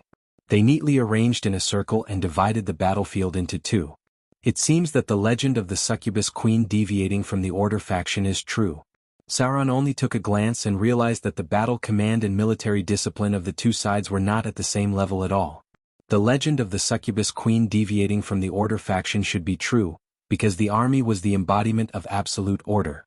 It was because the succubus queen began to lean towards the Order faction that she could train such a powerful army and rise rapidly in the abyss. With the innate abilities of the succubi, if they fought in a messy manner like other demons, they would probably be tortured to death. The light of the divine spell appeared. A power full of blasphemy fell on Sauron's body and instantly healed part of his injuries. Shock. There was a trace of shock in Sauron's eyes. During the Avatar crisis, he had not seen the succubus use the divine spell because the gods had lost their power at that time. But now the Avatar crisis had not completely erupted. The succubus in front of him could use the divine spell, which meant that the succubus queen Mechanutz, demon god of lust, clergy was not a joke. She could really give divine spells to the succubus who believed in her. The priests and healers appeared. Not only did the voluptuous succubus priests reduce the casualties of the demon army, they also boosted their morale to the point that they roared in unison. The appearance of the succubus priests not only boosted the morale of the demons, but also made many demons go berserk. One by one, the elite demons guarded the succubus priests. They did not directly join the battle. It seemed that there were very few succubus who had the ability to become priests. It was a very rare strategic troop class. Rays of magical light appeared one after another. The figures of the soul judgment demons also appeared on the battlefield. 3 huge demon-hunting spiders rampaged like tanks. These giant spiders weighing 6,500 pounds were simply nightmares of the low-grade demons. Their strength of more than 31 points was directly crushed. Middle and high-grade demons joined the battle and surrounded tens of thousands of enemies with less than 1 or 200 in number. The figure of a glorious nun appeared. She flew in the air and looked at her feet. It seemed that she wanted to eat all the demon army of Yeenagu, the king of the gnolls. This was an encirclement battle. Even Sauron was a little surprised by such a change in the situation, but this did not prevent him from continuing to harvest heads. Body of flame. Sauron's body was burning with flames. In an instant he turned into a burning human figure. The nearby demons kept their distance because even they would be hurt by the body of flame. Sauron's figure rushed out. This was a feeling he had never had before. It was a very refreshing battle. He only needed to avoid those powerful demons and circle around the low-grade demons a few times, and he could burn many enemies into charcoal. Chapter 525. The balance of the battle had completely tilted. Victory basically belonged to the succubus army. What they had to do next was to kill all the enemies. Sauron found that his initial judgment was wrong. In terms of large-scale battles, the Baelor's group combat ability was not much weaker than the 6-armed snake demons. As long as they activated their innate ability, those cannon fodder could not even get close to them. With the Baelor's fire damage of more than 30 points per second, few enemies below the higher demon level could withstand it. The only drawback was that it was not effective against the demons because many of them were immune to fire damage. That was the characteristic of the Baator Inferno. Many of the Baator Inferno's natives were not afraid of fire. Seeing that the enemy had been defeated, Sauron finally gave up on dealing with the low-grade demons and turned to target some more powerful enemies, such as a seriously injured Hezru in front of him. The flaming body drove the enemies away and also made the allies not dare to approach. Zorro easily got the chance to solo a Hezru. Facing such a huge demon, he was very cautious because in terms of attributes, the other party still had a crushing advantage. His weapon had become a +1 rare grade longsword. There were equipment everywhere on the battlefield, but unfortunately they were all inferior goods. The demons were still as bad as ever in making equipment for thousands of years. The +1 rare weapons that could be seen everywhere in the Baator Inferno might be a relatively rare thing in the Abyss. Sometimes, the demon army's equipment needed to be purchased from the Baator Inferno through the neutral evil Anababas and Night Witches. Then, in a bloody battle, the demons would leave corpses and equipment all over the ground. The demons would happily accept the souls of these enemies. They would also recycle these obsolete weapons and equipment and sell them to the demon army through the Night Witches and Anababas, earning some shiny disaster coins, gold coins. From the current situation, the demons always had a higher chance of winning the Abyss Blood War. This was the suppression of IQ. Sauron moved around the Hezru in front of him at high speed. As an experienced rogue, he knew very well how to deal with such a large enemy. Rumble. Sure enough, the Hezru in front of him began to become impatient and attacked him first. Clang. With a splash of blood, Sauron skillfully twisted his body to avoid the attack. He then stabbed his sword into the Berserker demon's chest. A disgusting viscous liquid splashed out, and the Berserker demon let out a pained growl. The whole battle was like toying with the Hezru. The Hezru did not even hit Sauron once from the beginning to the end. If it were not for the fact that its vitality was too tenacious and its attributes were too low, it would have been killed by Sauron. By the time Sauron killed the Hezru, the battle around him was almost over. A succubus officer was looking at him with interest, his eyes filled with lust. From a demon's point of view, Sauron's advanced form looked pretty good. Pa pa pa. A crisp applause sounded. A succubus officer wearing a metal-tight armor and a pair of black iron boots came in front of Sauron. He looked at him teasingly and smiled, "Very good. From now on, you are the captain of the 16th Battalion of the Succubus Legion. Someone will assign you subordinates when we go back." The battle was over. The Succubus Legion returned with a great victory. This time they defeated an army of their old rival, the Gnoll King, which made the demon army very happy, so rewards were quickly distributed. The hags and hags came to the steel fortress at some point. They brought wine, food, and slaves, ready to take advantage of this opportunity to make another fortune. These neutral and evil creatures had always been active between demons and demons. They always found opportunities to make money or exchange something that could make them stronger. Of course, dealing with demons was risky. Devils were very good at keeping their promises, but demons never cared so much. Therefore, the goods of the hags and hags were quite expensive. Sauron was promoted again. After returning to the steel fortress of the Succubus Legion, he had thousands of demons under him. Most of them were low-level dretches, and the only one that could be used was a Hezru. Unfortunately, the chaotic nature of the demons was not very pleasing to the eye. This Hezru seemed to underestimate Sauron's strength. Its simple mind directly showed that it wanted to kill Sauron and replace him. It was a little speechless. Fortunately, the succubus, who were now obviously biased to the lawful camp, did not seem to be very resistant to him. There were even succubus officers who sent him a provocative invitation. Of course, this was also accompanied by the hostile eyes of other demons. Before Sauron could familiarize himself with his messy subordinates, he received a new order the next day. A bloody battle might break out. The hags and hags left the steel fortress the next day without anyone noticing. They could always avoid the bloody battle in the abyss in time. Sauron needed to command his subordinates to strengthen the defense measures. As early as hundreds of years ago, the demons had gradually lost in the bloody battle. The original battlefield was in the first layer of the Baator Inferno, and then retreated to the gap between the abyss and the Baator Inferno. Now, the main battlefield of the bloody battle was on the first layer of the abyss, 10,000 Abyss Plain.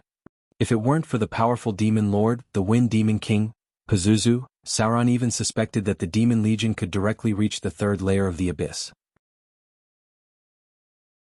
The demon lords who were constantly fighting among themselves could not win against the Lord of Hell, Asmodeus. This terrible existence was still accumulating strength little by little.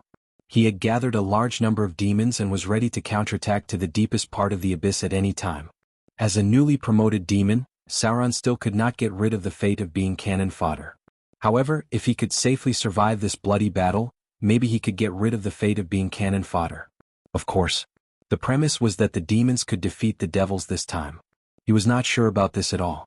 After all, war was not a matter of one person. His personal ability could be said to be quite insignificant in the bloody battle. However, under normal circumstances, as long as the demon army did not fight among themselves, relying on their huge number of people, they could always fight to a draw with the devils. 2 days passed in the blink of an eye. Sauron suddenly heard the battle alarm at night. He almost got up and got ready for battle. Then when he stepped on the wall, Sauron could not help but curse. Damn it! The black mass of ghosts in front of him was not the devil army, but countless ghouls and gnolls. The revenge of the demons. The army of the Gnoll King Yeenagu chose to retaliate against the succubus army at this juncture.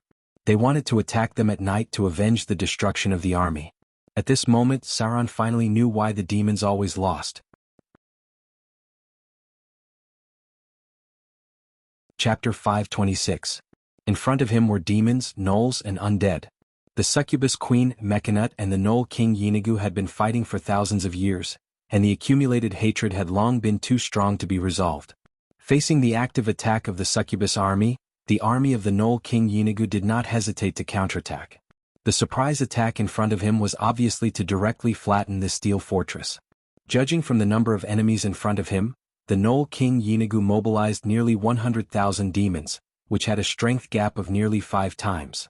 Each layer of the abyss was not small, it was equivalent to an independent plane. As the rulers of the bottomless abyss, many demon lords had territories larger than a continent, so they had huge populations and armies under their command. A true battle between demon lords might be comparable to a small-scale planar war. The figures of the gnolls from the abyss appeared in the darkness. These vigorous enemies had good stealth ability. By the time they were discovered, many of them had already climbed up the wall of the steel fortress. By the time Sauron arrived, the battle had already begun, and there were many demons running around in the camp. Roar! But something happened that made Sauron even more speechless. His adjutant, the Hezru, after killing an abyss gnoll, jumped down from the wall and rampaged all the way into the enemy's army. It laughed excitedly as it killed. Then it was surrounded by several ghouls and gnolls at the same time, and its injuries became more serious. Then it died just like that. That's right. It died. What the hell? That's right, Sauron's adjutant died at the beginning of the battle. What's there to play? What made him feel even more desperate was that this kind of thing was not only happening around him. There were many middle-grade and high-grade demons in the steel fortress who rushed to the bottom of the wall to fight with the enemy. Sauron was speechless. Fortunately, the enemy's demon army was almost the same. One of the berserk demons seemed to be having a great time killing the demons, but it still wasn't satisfied even after reaching the city wall. It didn't have any intention of occupying the city wall and directly jumped into the steel fortress. Then it was a little dumbfounded because it was also surrounded by many demons. Body of flame. Sauron's dark red skin began to appear on his dark red skin, and the raging flames wrapped him in it. Then he was like a torch, causing the nearby demons to avoid him. The Balrog used a special weapon. Sauron did not have a long sword that could burn flames, so he could only temporarily use a +1 long sword against the enemy in front of him. The fire illuminated the surroundings. Zorro suddenly became very eye-catching, and then a lot of attacks came. However, perhaps he was born with a strong ability to adapt, or perhaps he had already expected such a result. Zorro quickly jumped off the wall and rushed to the enemies who had run into the camp. Running away after showing off so exciting. Sauron seemed to be a little used to it. The demon army outside saw a human-shaped flame suddenly appear on the wall. It was so eye-catching in the dark night and looked very cool. Many demons could not help but scream and prepare to kill this guy first, but they did not expect him to turn around and shrink back. Want to run away after showing off? Not so easy. Many demons rushed toward Sauron's wall. Some even climbed up the wall and looked around for the guy who wanted to run away after showing off. After finding the target, they jumped down excitedly. Sauron never thought that his taunting ability was so powerful. Just showing up on the wall attracted 7 or 8 middle-grade demons to chase him. He did not know if these enemies did not like his cool appearance, or if they thought that killing him would bring unexpected gains. Sauron was originally in the lawful evil camp. In the bottomless abyss, it was easy to attract the hostility of demons. Now that he had a flame-like appearance, it seemed that he could attract a group of monsters. A row of data appeared in front of him. Killed middle-grade Hezru.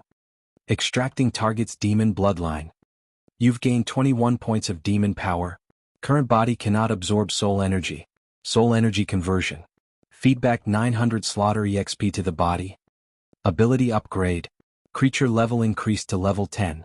You've advanced to grade 3. Demon bloodline activated. A mutation has occurred in his own body. Dretch form ability upgraded. You've automatically learned the spell-like ability, Command Demon, casting level 10, under the Elite template. The effect of your spell-like ability, Summon Demon, has increased. After killing another Hezru, Sauron's creature level increased again and directly entered the ranks of grade 3 demons. The demon bloodline accumulated by Sauron was still not enough for him to undergo a mutation. It could only improve the power of the Dretch form again. However, because he had an elite template, Sauron's growth obviously exceeded the limits of ordinary Dretch. His spell-like ability was still constantly improving under the accumulation of demon bloodline. Command Demon, spell-like ability. As an elite demon, you can cast the command spell on other demons once. The casting level is equivalent to your creature level. If the command is successful, the demon will completely obey your orders, but if the spell fails, the target may launch a crazy attack on you. This spell-like ability can be used once a day. Summon Demon, spell-like ability. As an elite demon, you have the talent ability to summon more subordinates. You can summon 2 to 6 dretch subordinates. This spell-like ability increases with your own strength. This spell-like ability can be used once a day. Command Demon. Summon Demon. If Sauron remembered correctly before he was upgraded, his ability to summon demons was like this. Dretch can summon another Dretch, but the success rate is only about 35%. This ability is like a level 1 spell and can only be used once a day. One was a 35% chance to summon another Dretch. The other was to summon 2 to 6 Dretch subordinates directly. These were not spells at all. Under the elite form, Sauron's various abilities were quite obvious. Summon Demon. Facing such a powerful taunt ability, Sauron did not hesitate to summon a group of cannon fodder. The spell-like ability was directly imprinted in the demon's memory, just like a sorcerer's ability that they were born with. With the emergence of magic, 3 Dretch figures appeared around Sauron's body. Because of the flame body, these Dretch all hid far away, but Sauron still easily relied on his will to command them. Next were the other demons. In this situation, there was no doubt that the more cannon fodder around him, the better. It was obvious that many of the enemy demons did not like his behavior of running away after showing off. If he ran to the city wall and activated his flame body in the next battle, he might attract a group of enemies. Therefore, Sauron now planned to use the command demon to control a relatively powerful cannon fodder. At least it could help him block the enemy. However, this was also risky. After all, his own creature level was only 10. If the command failed, he might be attacked by the target. What kind of demon was more suitable? Sauron looked for allies around him. It could not be too powerful because the success rate of command was very low, and the risk of failure was too high. Could not be too weak either. Otherwise, it would waste a precious spell-like ability and it would not be of much use. So, Sauron found a good target. It was a violent abyss demon with a challenge rating of 5 and a creature level of about 10. It was a large demon with a relatively low IQ, but its skin was thick and tough. Could become a kind of cannon fodder for Hezru. If it was it, Sauron's success rate might be 50%.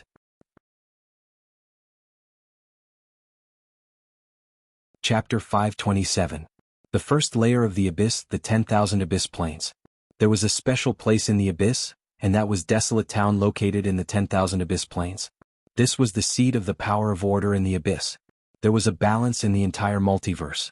Even in the most chaotic places there were seeds of order. In the most orderly places, there were also chaotic things hidden. Desolate Town was such a place. Its ruler was the powerful demon lord, Red Shroud. She was a powerful succubus sorcerer, and it was said that she was the daughter of the succubus queen, Mechanut. Desolate Town had existed in the Abyss for a long time. Even though the Blood War had broken out for countless years, this town was still impregnable. Occasionally it would be attacked by the demon army, but it would be quickly taken back by the demons. Desolate Town. This town had always been the gathering point of the Blood War mercenaries, a transit point for travelers who were crazy enough to explore the Abyss, and the only place of trade in the Abyss that had enough order. Desolate Town was formed by a series of collapsed towers. As a succubus sorcerer with unfathomable strength, Red Shroud had set up enough defensive facilities here.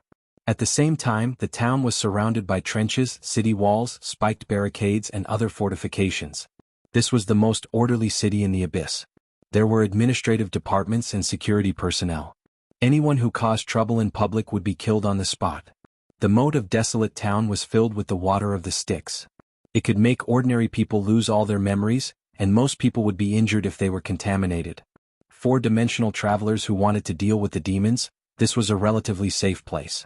Even the craziest demons would have to suppress their inner madness and show restraint on the surface. Because of the safety of this place, a large number of merchants from other dimensions poured in.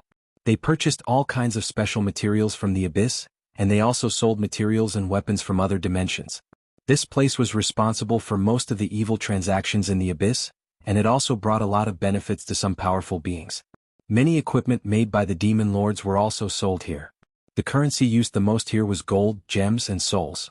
The value of the souls was the highest. Adventurers and mercenaries from other dimensions who wanted to participate in the Blood War were also recruited here.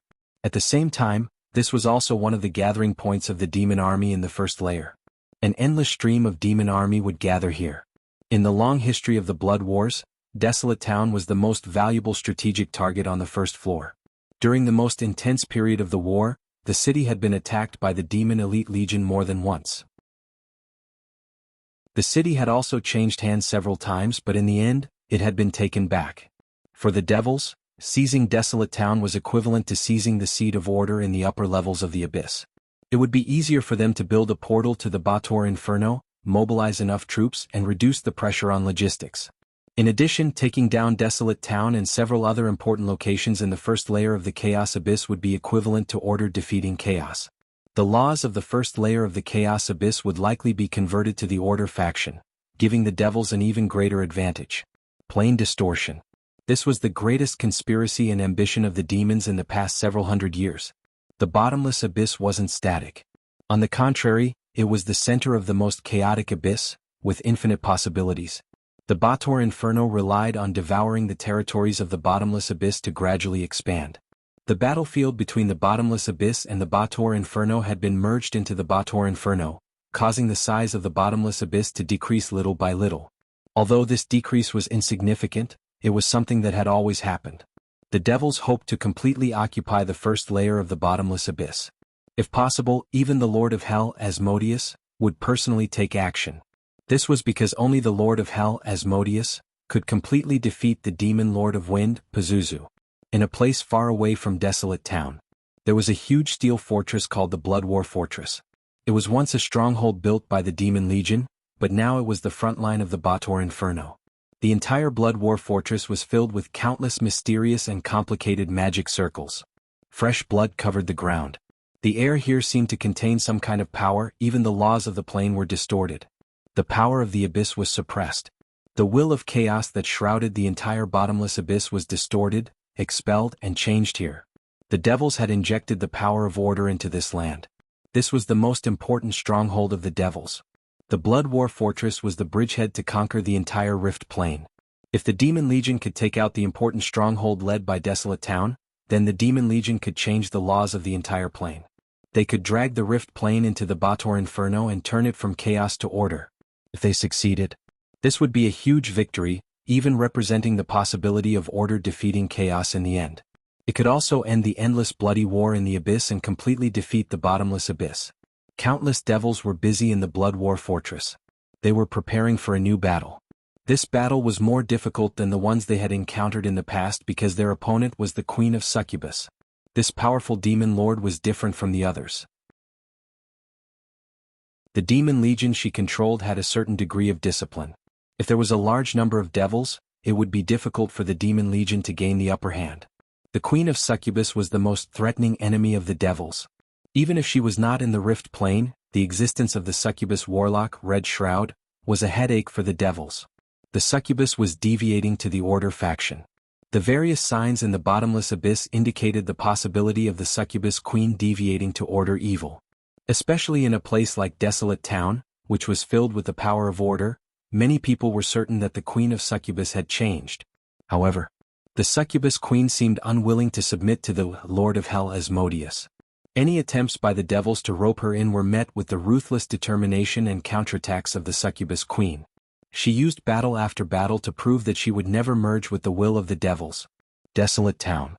The Red Shroud, or Red Shroud, was a succubus warlock who liked to wear wedding dresses. No one knew when this succubus ruled this place. It seemed that she had ruled for many years. She witnessed the rise and fall of the Blood War and possessed the status and strength of a demon lord. She was even regarded as the strongest succubus lord after the Queen of Succubus because only the power of a demon lord could suppress the Devils and maintain order in Desolate Town. The origin of Red Shroud was a mystery and was even suspected to be some demon lord in disguise. However, there were also some who believed that she was born from the oldest succubus. Currently, the biggest guess was that she was most likely the daughter of the succubus queen Mechanut. She was only responsible for the most basic gathering of people in this town in the Blood War. Red Shroud would not participate in other matters, so she did not have many enemies. Her behavior was more rational and was closer to that of the Devils.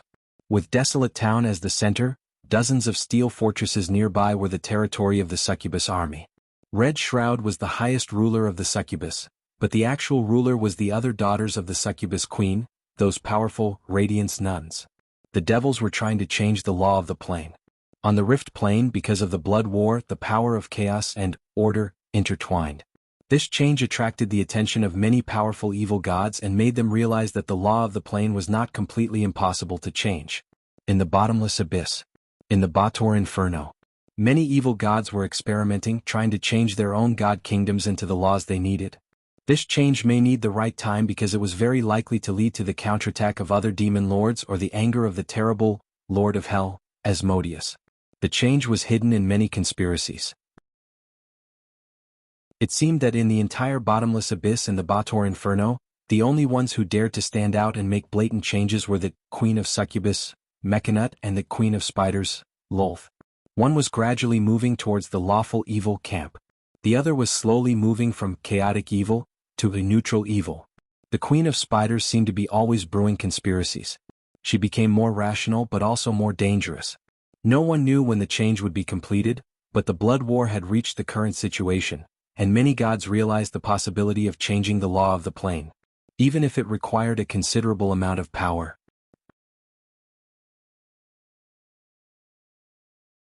Chapter 528.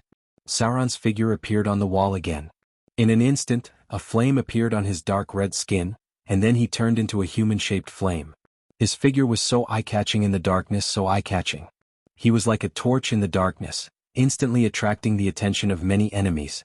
Then Sauron, who had just made a flashy appearance, disappeared from the enemy's sight. Soon, several demons rushed toward him from the chaotic battlefield. It seemed that they were not used to his eye-catching appearance. A Vrak appeared in front of him, and the surrounding dretches swarmed toward it. The Berserk demon let out an angry growl and rushed over to entangle the other party. Then Sauron swung his long sword and slashed, taking advantage of the other party being trapped by the Berserk demon to attack wildly. An enemy evil demon fell. Sauron took back his weapon and took a breath. After seeing that there were no enemies nearby, he jumped on the wall again. Flame burn. Sauron, who was quite eye-catching, once again attracted aggro. It was as if he had a taunting aura, and another group of enemies were attracted to him. The IQ of demons was really low. No wonder they were beaten by the devils for so long. Sauron even had a little bit of evil in his heart. It seemed that as long as he activated the flame body ability, there would always be some fools among the enemies who wanted to kill him. This was tantamount to suicide. As long as they dared to come, he would order his subordinates to surround them and beat them up. In the end, he would personally harvest their heads. He killed 5 or 6 demons in a row. Sauron finally found that the enemies had learned a lot. This time no one dared to rush up. They just crazily attacked the wall. Under the command of the high-grade demons, they were ready to take down the wall first. However, at this time, Sauron had accumulated enough demon blood. When he beheaded a Hezru who was running around madly, his accumulated power finally reached the critical point of a breakthrough. A row of data appeared in front of him. Middle-grade Hezru killed. Extracting target's demon blood. You've gained 23 points of demon power. Current body can't absorb soul energy. Soul energy conversion. Feedback 980 slaughter EXP to the body. Ability increased. Creature level increased to 12. Demon bloodline activated. A mutation occurred in his own body. His evil demon bloodline had undergone a mutation. Bloodline mutation. Energy mutation. Dretch form fusion mutation. He had evolved into the flaming demon form. Innate ability, Devil Skin, has been strengthened. Talent ability, Devil Resistance, has been enhanced. Talent ability, Flaming Body, has been strengthened. Dretch form mutation fusion. You have lost your spell-like ability, Stinking Cloud. You've retained the spell-like ability, Fear. You've retained the ability, Multi-Strike. You've retained your innate ability, Telepathy. Demon form advancement fusion complete. Automatically comprehended the innate ability, Flame Whip. Insufficient energy. The current demon bloodline cannot retain the elite bloodline. He had lost some of his abilities as an elite Dretch. Terrifying flames ignited. The flames on Sauron's body burst out all of a sudden. Even one of the Dretch he summoned was burned to death, and the nearby demons all hid far away. Sauron's whole body was in the flames, and his form had undergone a drastic change. His originally thin body gradually became stronger, the demon horns on his head became larger, and the demon wings on his back grew a lot. The most obvious change was his ears, which had become sharp like elves. At the same time, mysterious demon tattoos appeared all over his body. Flaming demon form. Sauron finally mutated into the ranks of middle-grade demons, but his appearance seemed to be a little different from other flaming demons. Maybe it was because he still had the Dretch form of the elite bloodline before. Boom. A strong arm with sharp claws stretched out of the flames. Sauron's body, which had exceeded the height of ordinary people, slowly walked out of the flames. The strange demon tattoos were all over his naked chest. A pair of demon horns were like curved horns, full of the oppression of a superior demon. Even if it was only the form of a middle-grade flaming demon, from the perspective of being able to evolve into a Baelor, Sauron's form was obviously more superior than other middle-grade demons. Flames jumped on the demon wings, accompanied by the whistling wind. Sauron suddenly clenched his fist. A burst of demonic power. The burning fire behind Sauron suddenly began to gather like a tornado. Countless flames rushed to his palm, and then a 5-meter-long flame whip formed. The surrounding temperature gradually rose.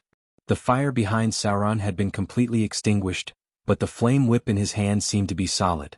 The innate ability of a demon allowed him to feel the whip as flexible as his own arm with a flick of his hand. Flame whip, talent ability. Flaming demons have the ability to control flames. Some flaming demons who inherit the Baelor bloodline can master this special talent ability in advance. Flaming demons can condense the power of flames into a flame whip. This weapon is regarded as a natural magic weapon. The initial level of the weapon is +1. It causes an additional 5 points of fire damage to the enemy. Flaming demons can increase the power of the flame whip by 1 every 5 creature levels, increasing 5 points of fire damage. It can be regarded as a +5 natural magic weapon, causing an additional 25 points of fire damage to the target. Note, with the strengthening of the demon bloodline, the flame whip can evolve into the flame whip of the Baelor. The demonic wings behind him slowly opened. Sauron walked up the city wall again with heavy steps. The land he walked on was burning and the ground was scorched black. A dazzling flame streaked across the air. Sauron swung the flame whip and wrapped around a Vrock. Then the Vrock let out a mournful cry and dragged it down the city wall. The sword flashed in a chilling radiance. Sauron held the flame whip in one hand and the +1 sword in the other. He dashed toward his target in an instant. I finally evolved.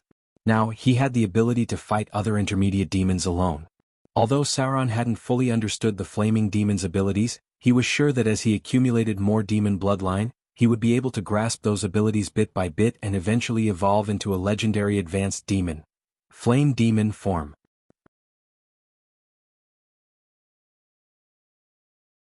Chapter 529. Another intermediate demon fell under Sauron's sword. With the emergence of demon power, the demon tattoo on Sauron's body changed slightly again. There seemed to be a strange rune on his strong arm. At the same time, a new data prompt appeared: killed mid-tier flow demon. Extracting target's demon bloodline. You've gained 24 demon power.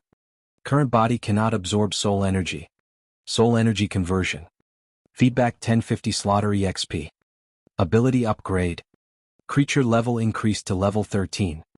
Demon bloodline activated. Evolution mutation occurred.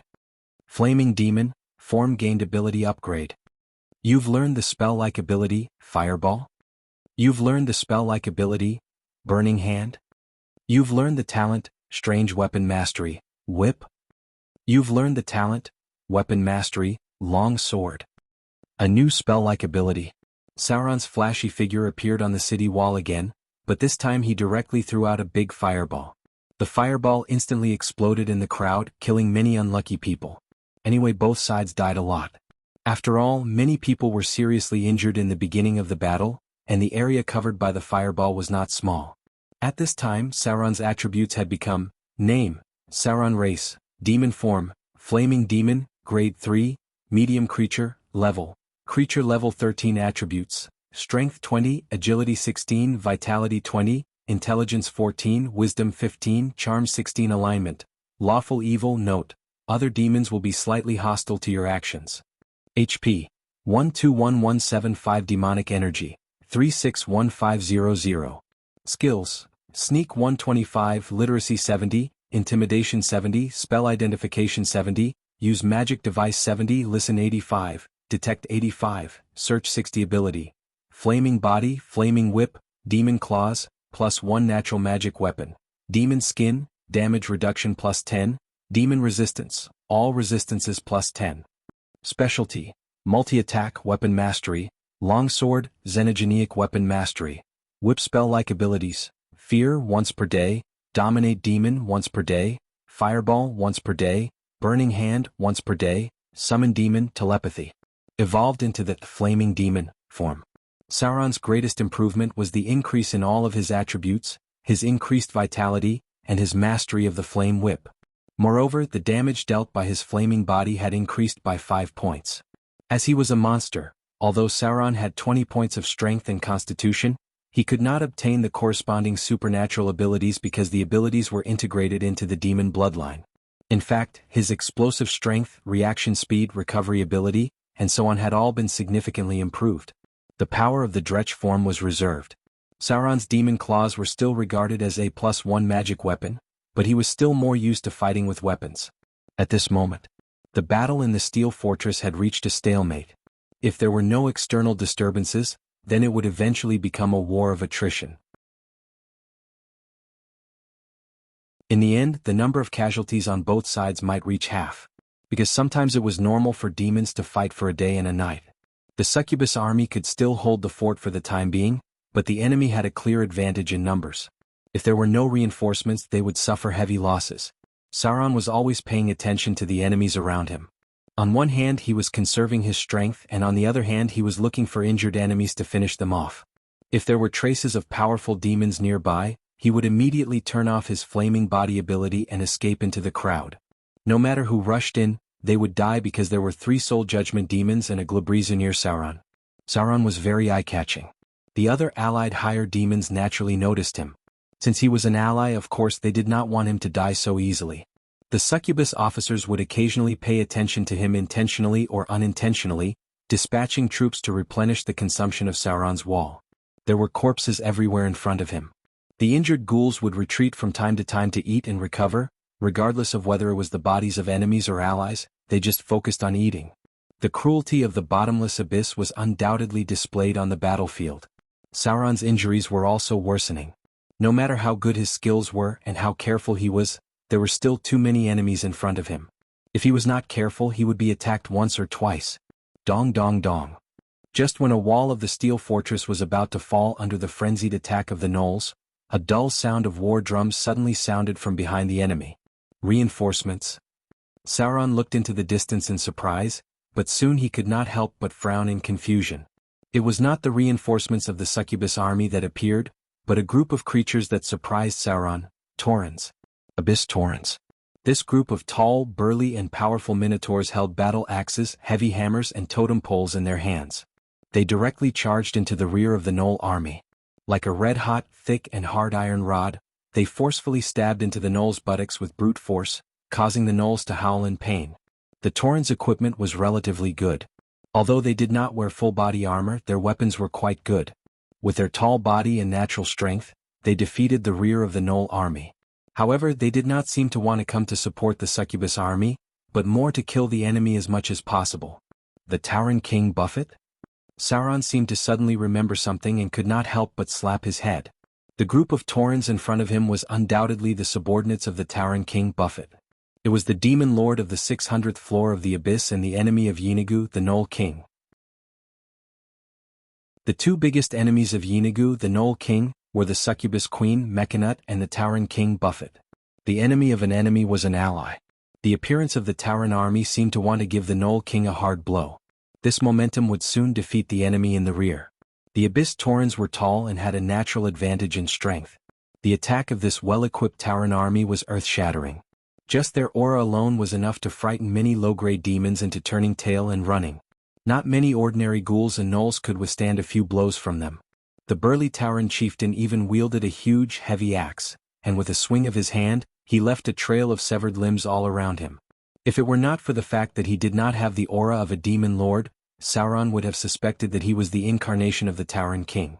The Abyss Taurens had natural abilities such as terrifying strike, breaking weapons, breaking shields, fierce charge, powerful slam, and so on. Their creature level might not be high, but the challenge level was very high.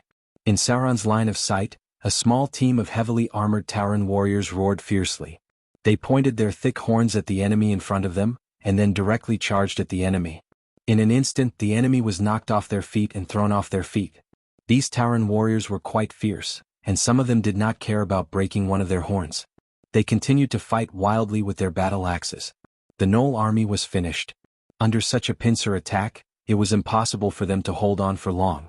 Sure enough, the succubus commander quickly ordered a counterattack, with more than a dozen demon-hunting spiders opening the way, 7 or 8 Glabrizu breaking the formation, and 5 or 6 soul judgment demons covering. The most elite middle and high-grade demons of the succubus army instantly attacked, and like a sharp knife, they directly stabbed into the enemy's interior. The defeat of the Gnoll army was unstoppable. Sauron did not hesitate to activate his flaming body again, and led a group of low-grade demons to outflank the enemy from the side. In this kind of situation, the low-grade demons under his command rushed forward one by one.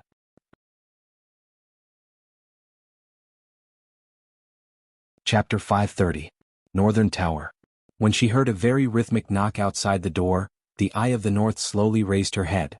With a faint magic aura, the wizard's hand put all the documents and files on the dugga behind her. Inside the dugga were volumes of documents, on the side were notes recorded by many witches, and at the back were books kept by the council. The knowledge stored here was quite precious. Their value may even surpass all the wealth of a kingdom. Therefore this room was covered with fireproof and dustproof magic circles. At the same time, it was directly included in the protection of a huge magic lock. "Come in." As the voice of the Eye of the North sounded, a middle-aged witch with a serious face came in. She bowed slightly to express her respect for the Eye of the North, then put a thick document on the desk and said slowly, "Your Excellency, the Eye of the North. This is the transaction record with the South Coast for half a year, including weapons procurement, trade cooperation and construction of fortifications. Our profit in the first half of the year was about 300,000 Kindler, the largest of which was the sale of extraordinary weapons to the city of Mordor." The Eye of the North took the document and glanced at it, then nodded and said, "Very good." The Witch Council was quite rich. But they were also very short of money because it took too many resources to cultivate a witch. The internal application of the Witch Council to transfer resources to build a low-level wizard tower had been filled in 30 years. Although they had a large amount of land in the north, the finances of the Witch Council had always been tight because of the high consumption of internal research. Now the profit of trading with the city of Mordor was comparable to most of the territory's income, which made the Eye of the North feel satisfied with her wise decision. As long as this trade line could be maintained, the Witch Council would have more and more funds. They would be able to cultivate more talented juniors and build 1 or 2 new wizard towers. "Your Excellency." The middle-aged witch with a serious face took out another document and said in a deep voice, "This is the purchase list of the city of Mordor for the second half of the year. It feels a little strange, so I brought it over for you to have a look." "Strange?" Eye of the North immediately took it and looked at it. At first glance, there didn't seem to be anything strange, but when she compared it with the purchase list of the first half of the year, she quickly found something strange. There was a problem with the weapons purchase order. The Northern Witch Council had the ability to mass-produce +1 rare-grade weapons, which was the accumulation of hundreds of thousands of years. The Mordor city had always had a large number of weapons orders from the Witch Council. These mass-produced +1 rare-grade weapons were sold to the Mordor city at a relatively cheap price, and the number had always been quite large. It could be said that it was the largest arms trade in the entire material plane, and it often exceeded the trading limit of 100,000 Kindler. Sometimes, because the transaction amount was too large, Mordor City directly used unminted gold to pay. The elite troops of Mordor City had been replacing them with +1 rare-grade weapons in batches, and the Northern Witches had long known about this. However, since they had a good relationship with each other and the Parliament could earn quite a bit of profit, no one cared too much about it. The problem was with the weapons order. According to the preliminary statistics of the Northern Witches, the weapons purchased by Mordor City were enough to arm most of the elites. According to common sense, the demand for weapons purchase in the second half of the year should be reduced. But in fact, the weapons purchase orders of Mordor City in the second half of the year did not decrease, but nearly doubled compared to the previous year, and there were even signs of further orders. This was not strange enough. What was even more strange was that most of the weapons ordered by Mordor City in the first half of the year were one-handed weapons and small and medium-sized weapons, but the weapons ordered in the second half of the year were all medium-sized and above, including a large number of heavy weapons such as two-handed swords, beheading swords, two-handed axes, two-handed greatswords, heavy warhammers, large polearms, and so on. Such weapons seemed to be rarely popular in the army, and even adventurers did not use them much. However, some races with natural divine power liked to use such heavy weapons. There was obviously something fishy about this. However, the Eye of the North did not want to delve into it. Anyway, it was just A+1 rare weapon. As long as the Witch Council could make enough profit, it would be fine. After all, if this batch of weapons continued, their profits in the second half of the year might directly double. She guessed that Soren was planning to resell weapons. As for who he was selling to, she could not guess. It might be a force in the Outer Islands, or it might be some other race. Anyway, Mordor City could not directly consume such a large number of orders. No problem. The Eye of the North raised her hand and handed back the orders for the second half of the year. She slowly said, "Let the factories below speed up their work." Some of the low-grade witches also assign some enchantment tasks to them, and a part of the profits can be distributed to them. In the second half of this year, the Witch Council will mobilize funds to build 3 more beginner wizard towers, so there must be no problems with this trade line.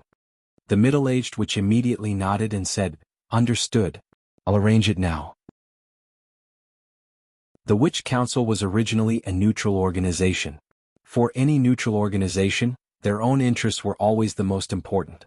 The rise of the Witch Council had inherited some dirty things. In their eyes, good and evil were far less important than the pursuit of arcane truth. By the way, before the middle-aged witch left, she turned and said, "The messenger of Mordor City came today to ask when you are going to attend the ceremony. They need to prepare in advance." The Eye of the North glanced up and said slowly, "I will arrive a day earlier. I haven't seen Gloria for a long time. I don't know how she has progressed. This girl is stubborn. I hope her choice is not wrong." Sigh. As a powerful legendary spellcaster, she had felt the fluctuations of fate. Some kind of uneasiness made her aware, and it was getting more and more obvious. She was afraid that it would be a terrible disaster. Even she sometimes felt powerless. The stars were getting dimmer and dimmer. The avatars of the gods had begun to appear in the mortal world. When the gods could not be high above, then all the order in the mortal world would be strongly impacted. Mordor City. Since teams of soldiers were in formation, the whole barracks was brewing a dignified atmosphere. Even an idiot could feel the coming of war. Mordor City was about to launch an expansion war. Many people who were lurking near Mordor City were aware of this, but what worried them was that they did not know where Mordor City would attack.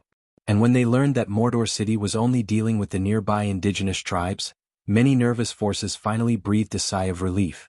They didn't know when. Mordor City had become a force that scared them.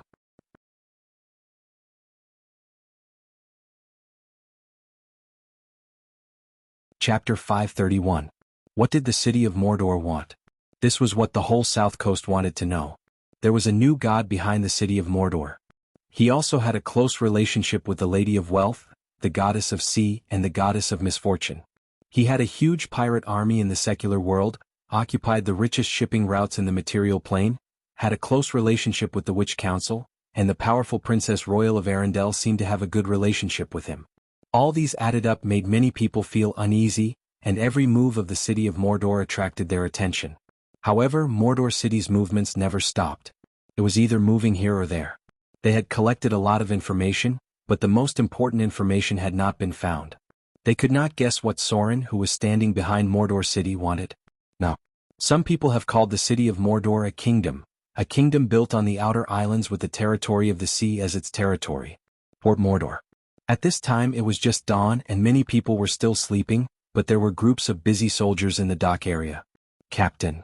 A man with a serious face came in front of Stephen, the captain of the 7th Battalion of the Mordor garrison, pulled out a two-handed sword with a cold light, and said in a deep voice, "This is the first batch of weapons. Most of them are two-handed swords and two-handed greatswords, and their quality has all been tested. Because most of the weapons forged before were one-handed weapons, only heavy swords were sent in this batch. I'm afraid the other weapons will have to wait, and the arsenal will need more time." Clang. Stephen was wearing a captain's uniform. After hearing the words, he pulled out a two-handed greatsword. The heavy weight made his wrist sink and he murmured, "It's not light. What's the use of buying these weapons? It seems that not many people in the city of Mordor can use them." Two-handed heavy weapons were powerful. but the requirements for using them were also very high. It required the kind of people who were born with great strength. Otherwise, they would not be able to hold it for long, and it would affect their own agility. Stephen was already a warrior who paid attention to strength training, but he was still not used to holding a two-handed greatsword. His combat strength would be reduced by at least 30%. Many pirates' fighting styles were even more extreme than his. Some even used rapiers, which were much lighter than ordinary longswords. Perhaps only a very small number of people with innate divine strength would be able to handle these two-handed heavy weapons smoothly. Especially the two-handed greatsword on the side, it looked like a small door plank. It was estimated that only pirates with other bloodlines like the giant could play with it. This sword must weigh at least 50 pounds. Stephen weighed it in his hand and casually put it back. He then turned to the others and said, "Move them all back." Sir Soren personally ordered it to be placed in the innermost warehouse. Very soon, the soldiers in the back began to move. One by one they picked up the boxes with weapons and carried them to the city of Mordor. Because it was still early, they didn't see anything nearby. However, they didn't try to hide anything. It was obvious that they were transporting weapons back. Humans rarely used heavy weapons because of their physique. On the other hand, other races such as dwarves and orcs liked such weapons very much. Dwarves didn't need to think about it. They were originally experts in forging weapons. However, orcs were too far away from the city of Mordor. No one could guess why Soren bought so many heavy weapons that his subordinates couldn't use at all. A bolt of lightning fell from the sky. Soren's figure floated in midair, looking at the struggling soul in front of him and said slowly, "It's useless." He waved his hand gently and a Mayhew micrometeor whizzed out.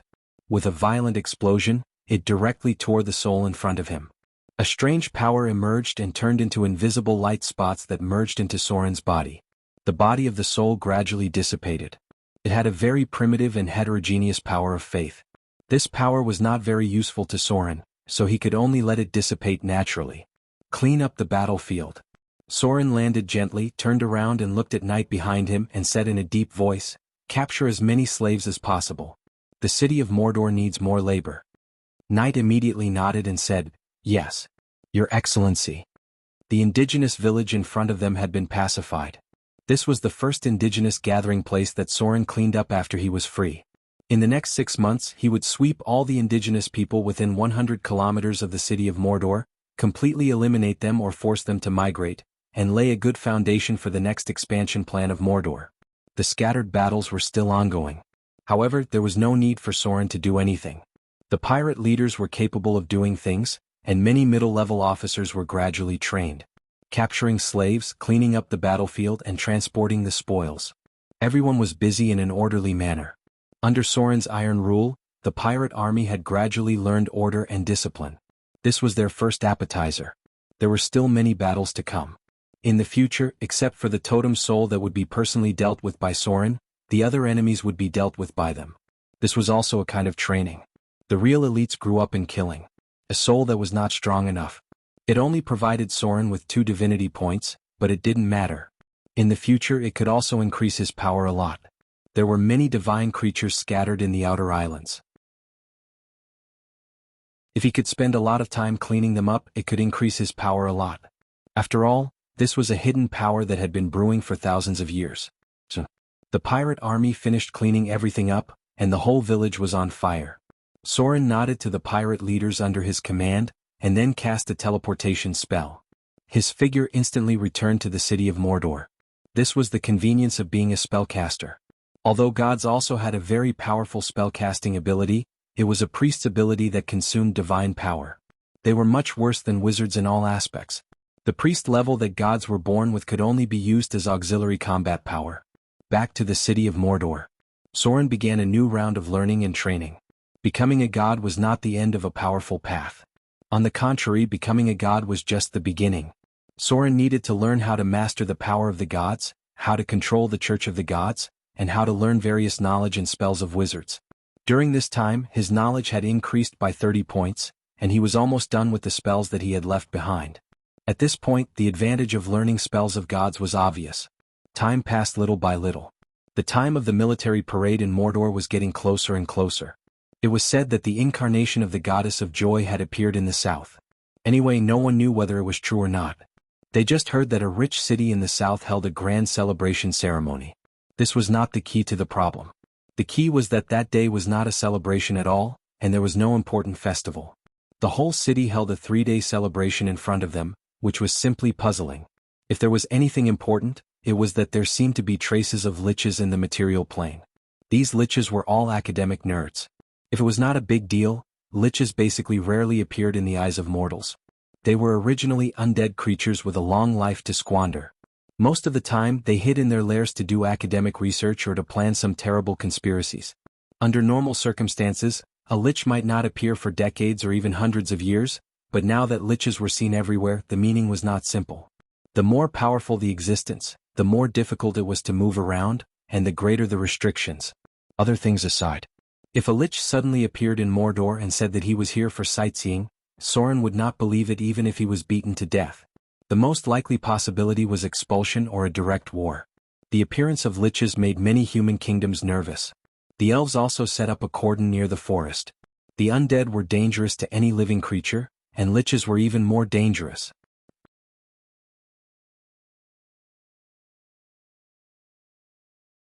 Chapter 532. Flames streaked through the air.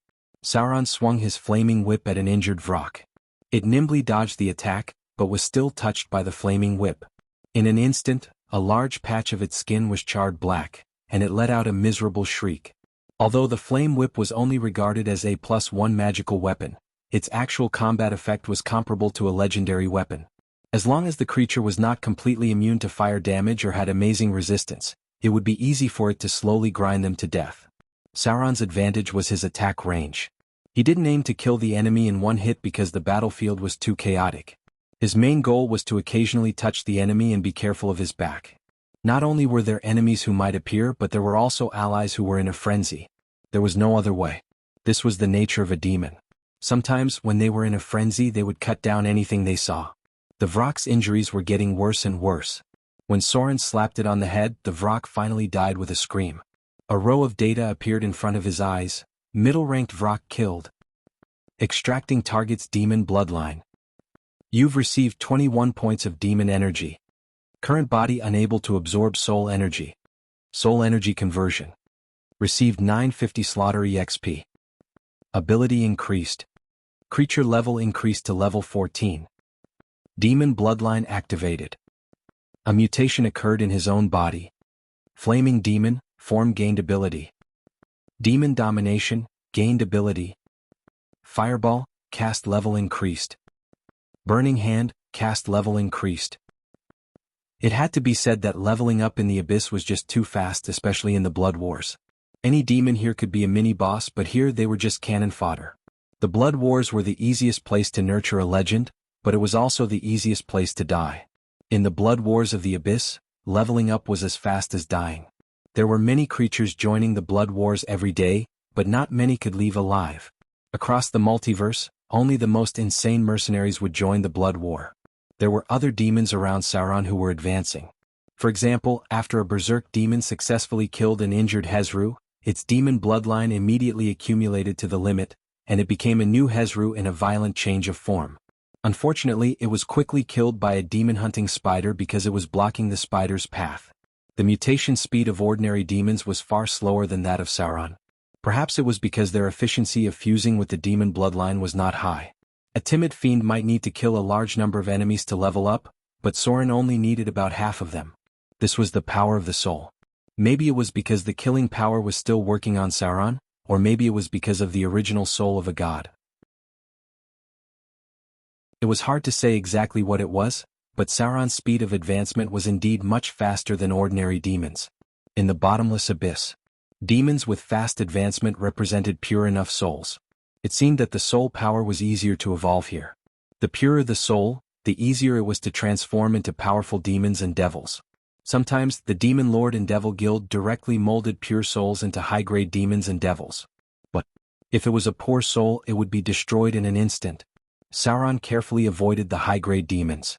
With his current strength, it was still difficult to deal with high-grade demons. His chances of winning were less than 50%. He didn't like to do things that he was not sure of. The gnolls and ghouls were also not in his consideration. Although these creatures also had the power of demons, they were far less powerful than real demons. Sauron had now discovered an obvious thing, that was, if he killed demons he would get more demonic power. But if he killed other creatures in the abyss he would get more slaughter EXP. Now, the total amount of slaughter EXP he had given to the main body was 10 to 20,000. Although each demon was only about a few hundred to 1,000 points, the number of enemies was huge. Sauron had just killed 5 or 6 demons in a row. The enemy had been defeated. Sauron was seizing the time to chase the enemy, but he couldn't chase too far ahead. It was easy to be surrounded. He only killed the enemies on the side of the battlefield. The demon bloodline had accumulated to the current level. Sauron had felt that the breakthrough was right in front of him. If he continued to break through successfully, he might be able to advance into the elite form of the flaming demon, because his creature level was about to reach level 15. As for the higher level boss form, he was afraid that he would have to suppress the mutation of his form and advance into a legendary creature in the form of the flaming demon. This wasn't worth it at all. Although that flaming demon leader had the same ability as the legendary Balrog, there was a big gap in form and talent. Advancing into the Balrog was a new starting point. Keeping the flaming demon form all the way to the boss level meant that he would continue to strengthen himself. It was not clear which advantage was more obvious. Sauron's goal was not only to become a boss-level demon, but also to become a demon lord of the bottomless abyss. In this way, the higher his starting point, the better. The enemy finally escaped. The succubus army did not pursue with full force because they also suffered a lot of casualties. After losing so many demons, it would take at least 10 days to half a month to replenish. The Taurens, who were in high spirits, clashed with the succubus army. Both sides suffered a little loss, but the loss did not increase. Under the Tauren chief's roar, many of the Taurens who were in a frenzy retreated and ran away without saying a word. The relationship between the Tauren king, Buffett, and the succubus queen, Mechanut, was not good. It was just a matter of using and cooperating with each other. Moreover, the relationship between the Tauren king and Song Yi was unclear. This mysterious and ancient Orbis had always been feared by the succubus queen. The Knoll king Yeenagu, the succubus queen, Mechanut, and the Tauren king, Buffett. Among these 3 demon lords, the succubus queen was the strongest, but her army was not enough. The succubus was a demon from the womb and was an important asset in the abyss. The army of the succubus queen mainly relied on other demons.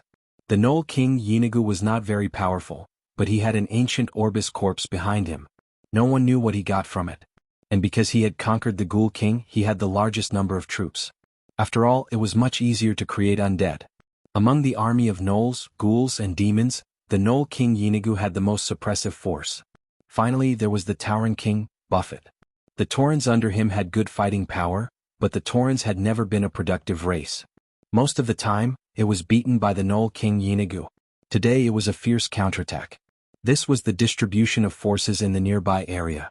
No one knew if it was a coincidence or if the other demon lords were happy to see it, but they directly gathered together and fought to the death. As for the other demon lords, the forces that participated in the bloody war were in other places. You did a good job. The succubus officer once again appeared in front of Sauron.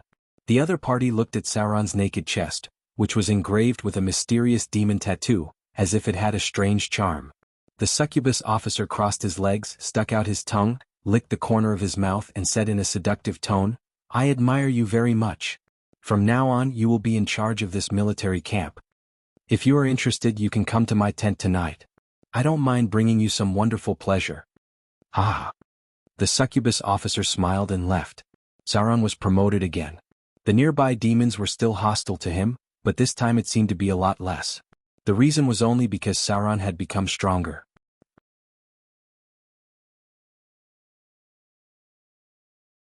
Chapter 533. The war in the bottomless abyss was endless. When Sauron didn't remember to count the demon army under his command the next day, he heard the news of the bloody war, but he was not surprised at all. It was as if he subconsciously felt that this was the right thing to do. This kind of attitude really made people speechless. War, war, war. Since Sauron came to the abyss, the battles he experienced had not stopped. A surprise attack on Yeenagu, the king of gnolls, had just ended, and in the blink of an eye, the enemy's revenge army had arrived. It was not easy to defeat the army of Yeenagu, the king of gnolls, and temporarily get a breather.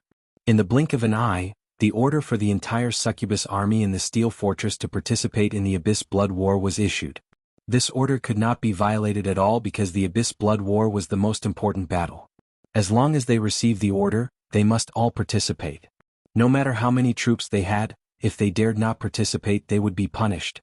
The sky was still dark. The succubus army began to gather cannon fodder on a large scale. At this time they no longer cared about the quality. Even the newly advanced stretches were needed. Anyway, in the Abyss Blood War, there were hundreds of thousands or even millions of demons. They had just experienced a battle, and it was impossible to let them fight on the main battlefield. It was good to bring more cannon fodder to make up the numbers. This time, the order of the Bloody War was personally issued by the succubus queen, Mechanut. On the first layer of the Abyss, 10,000 Abyss Plane, the 2 daughters of the succubus queen would personally participate in the war. The glorious nun would lead a huge demon army to besiege a blood war fortress that the devils had taken away. It was said that the devils were brewing some conspiracy again, and their task was to destroy the devil's power before their conspiracy was completed. War after war broke out. No one knew when this never-ending war would end, and no one could guarantee that they could laugh until the end. Everyone's luck would run out one day. That was why the demon lords would not participate in the bloody war in person, because if they died in the bloody war they would really die. There was no way to resurrect them. Whether it was the demon lords or the devil dukes, they rarely participated in the bloody war in person. Death in the bloody war was permanent death. No powerful existence was willing to take this risk easily. The huge and bloated army took 2 days to arrive at the battlefield. Many low-level demons fell behind on the way, but new cannon fodder was soon forcibly recruited. 1/3 of Sauron's low-level demons secretly ran away, but they were quickly replenished. Even the cruel punishment couldn't stop these low-level demons from wanting to escape from the Abyss Blood War. Fear made them want to find the slightest chance to escape. It wasn't just Sauron's demon army, it was the same for the armies of other high demons. Even the middle-grade Hezru was a little listless. It seemed that they were not as excited as they were when they started fighting Yenigo. Even these idiots who liked to go on a rampage on the battlefield were not optimistic. One could imagine how terrifying the bloody battle was. The succubus army arrived. The huge demon army gathered on a plain, and in front of them was a majestic blood battle fortress. The succubus queen, the Knoll king, the towering king, the faceless lord, the undead monarch, the army of demon lords began to gather, and the number of demons suddenly reached a terrifying scale of nearly 1,000,000. But Sauron seemed to have noticed something, and this discovery made him shudder. The demons didn't bring much supplies. The total supply of the demon army was probably not even enough to guarantee the supply of 200,000 people. In other words, in the next battle, more than half of the demon army gathered here might die. It was simply heartless. Even the logistical supplies were telling Sauron how terrible the casualties would be in the next battle. The first day was very quiet. But when the second day arrived, the war broke out.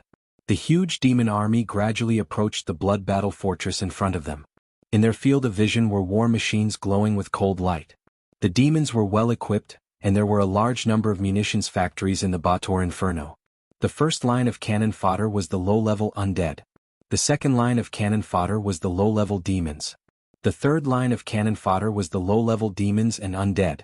The demon army directly put on the posture of cannon fodder in a war of attrition. They were simply sending their enemies to death, relying on their huge numbers to consume the enemy's combat strength first. Because of the 2 battles just now, Sauron's succubus army had suffered serious losses. So they didn't participate in the first battle, and Sauron also had the opportunity to observe the enemy. After all, this time they were dealing with the insidious and cunning demons. Many demon lords temporarily put down their hatred. The Knoll army was on the other side of the front line. Because of the outbreak of the blood battle, they had to cooperate with the other demon lords. Sauron thought that this would be a difficult siege. But he was wrong. When the demon army gathered outside the blood battle fortress, the scene that unfolded before his eyes almost overturned his understanding of the past. The heavy steel gates of the blood battle fortress actually opened, and then he saw teams of elite demons walking out of the fortress. They were disciplined and swift, and at a speed that the demons didn't even dare to imagine. They stood in formation outside the blood battle fortress. A difference of more than 10 times. The devil army faced the demon army that was more than 10 times their number, and they chose to fight the enemy outside the fortress in the open field. 1 against 10. What gave the demons so much confidence that they dared to give up the strong fortress in the face of more than 10 times their number and fight head-on? No wonder the demons were retreating in the blood battle. From the Bator Inferno, they were beaten all the way to their own territory. Just from the morale in front of them, the two sides were not on the same level at all. The demons had always fought against the demon army that was dozens of times their number. As long as they were not overwhelmed by the huge demon army, their morale would rise little by little. Now, 10 times the number of enemies couldn't scare them. Damn it, they actually dared to go out of the city to fight head-on in this situation. Sauron was really a little worried about the next battle. Should he find a chance to run away? With Sauron's understanding of the demons, they would never do this if they were not 70% or 80% sure of victory. The battle was about to start, but Sauron was already looking for a way out.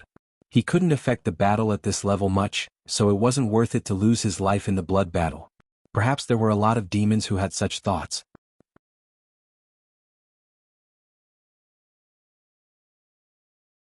Chapter 534.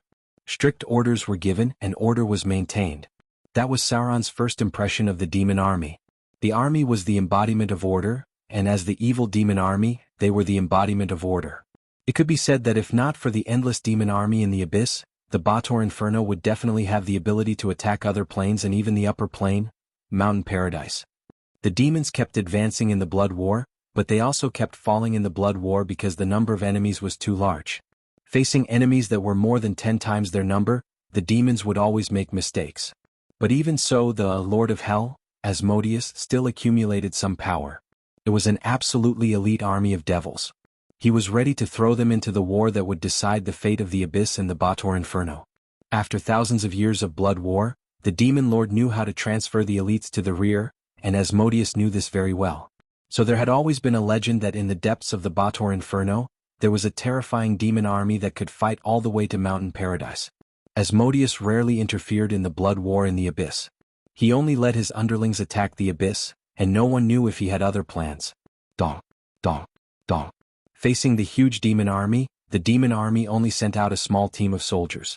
They were very clear about the Abyss demons' attrition tactics, and they did not even use the engineering equipment on the Blood War fortress.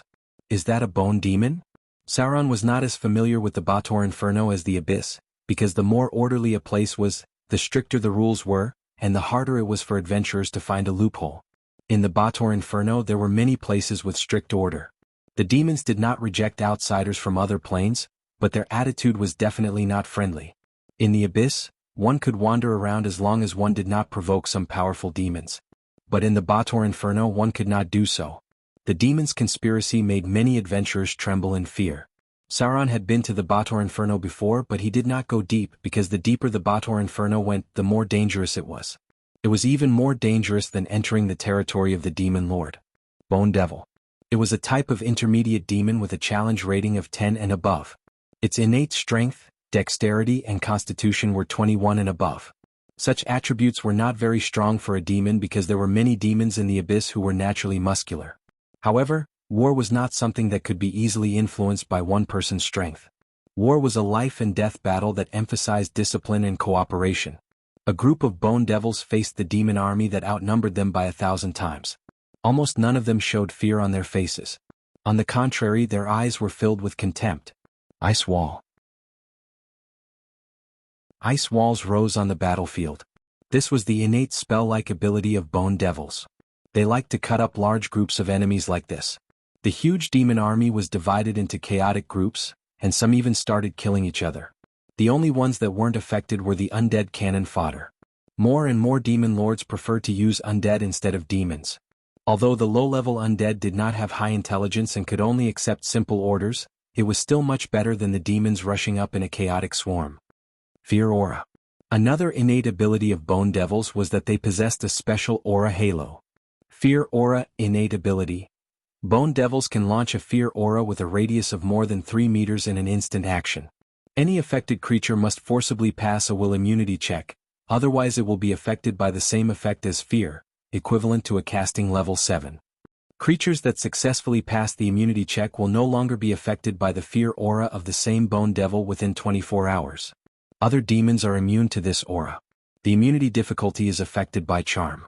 A weakened version of fear aura.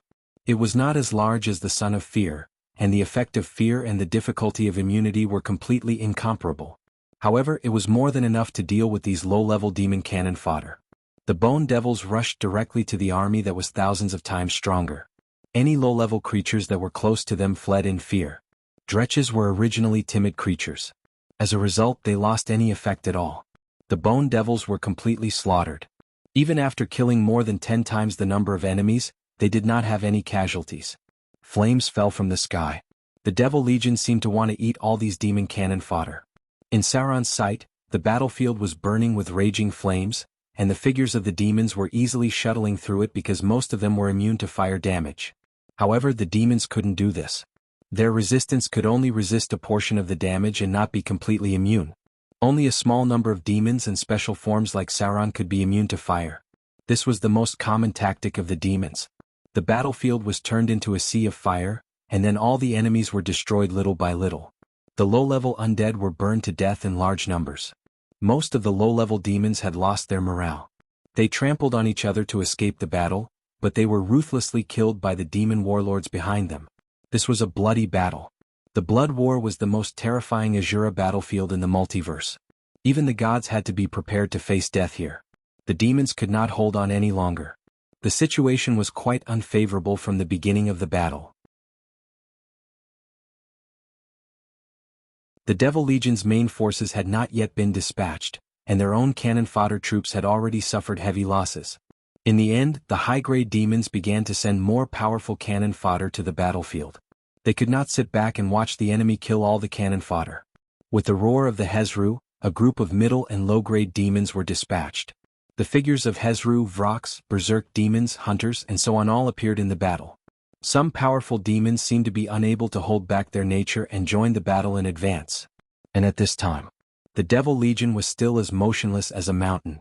In the face of a new wave of attacks from the demon army, the demon elite stayed in place and did not even have the idea of supporting the bone demon army. Fly. Invisibility. Greater Phantom. The bone demons used their own spell-like abilities one after another.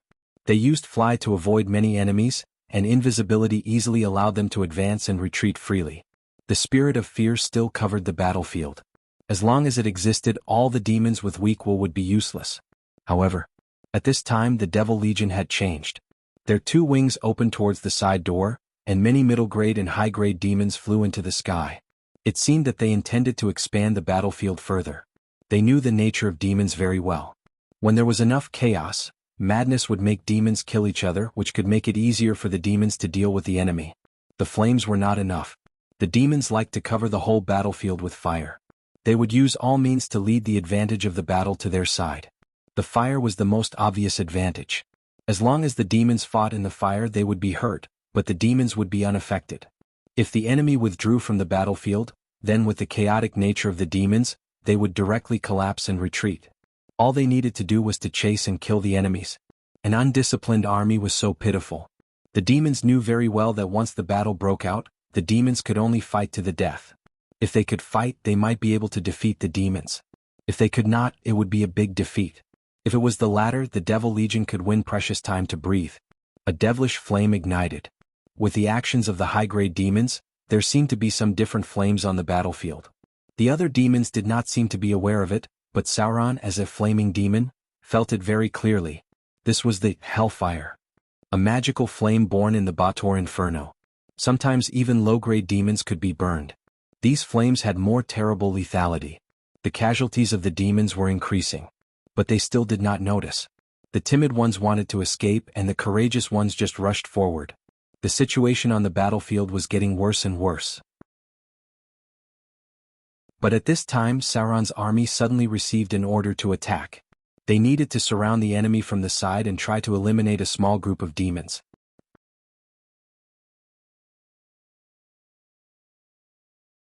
Chapter 535. The situation on the battlefield had begun to change. The flank where Sauron's army was preparing to attack had sent out new demons, but it was not a very powerful demon, but a group of chain demons. From the outside, the chain devils looked like humans, but their bodies were wrapped in spiked chains.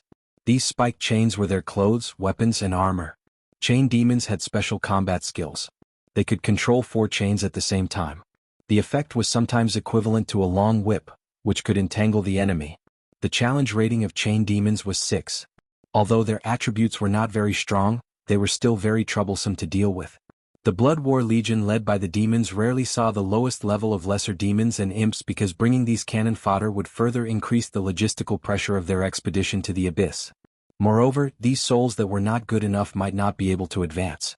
Therefore, the lowest level in the demon legion was close to the strength of chain demons. In battles where cannon fodder was needed, they would directly use the ability of summon demons. In this way, if the cannon fodder survived, they could directly advance. Cowardly gaze. The situation of the battle was very bad from the beginning. Before the demon legion led by Sauron rushed to the enemy, many dretches had already turned and fled. As a demon that was not very powerful, the chain demon did not have the ability of fear spirit. But it had a weakened version of timid gaze, and it still had an obvious suppressive effect on some low-level cannon fodder troops.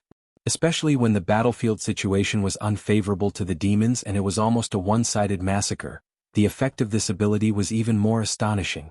Cowardly gaze, innate ability. Within a distance of 15 meters, any target that is stared at by the chain demon will undergo a test of will.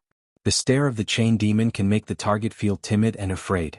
If the stare fails, the enemy will be affected by negative statuses such as timidity, which will affect their performance in battle and may even directly escape. The difficulty of the test is based on their own charm. A weakened innate ability. In other words, this was a weakened version of fear aura that Sauron's main body had. The fear aura that Sauron's main body had was effective on any creature, but it did not cover a large area and was difficult to resist. Chain demons, on the other hand, had a limited range and was less difficult to resist.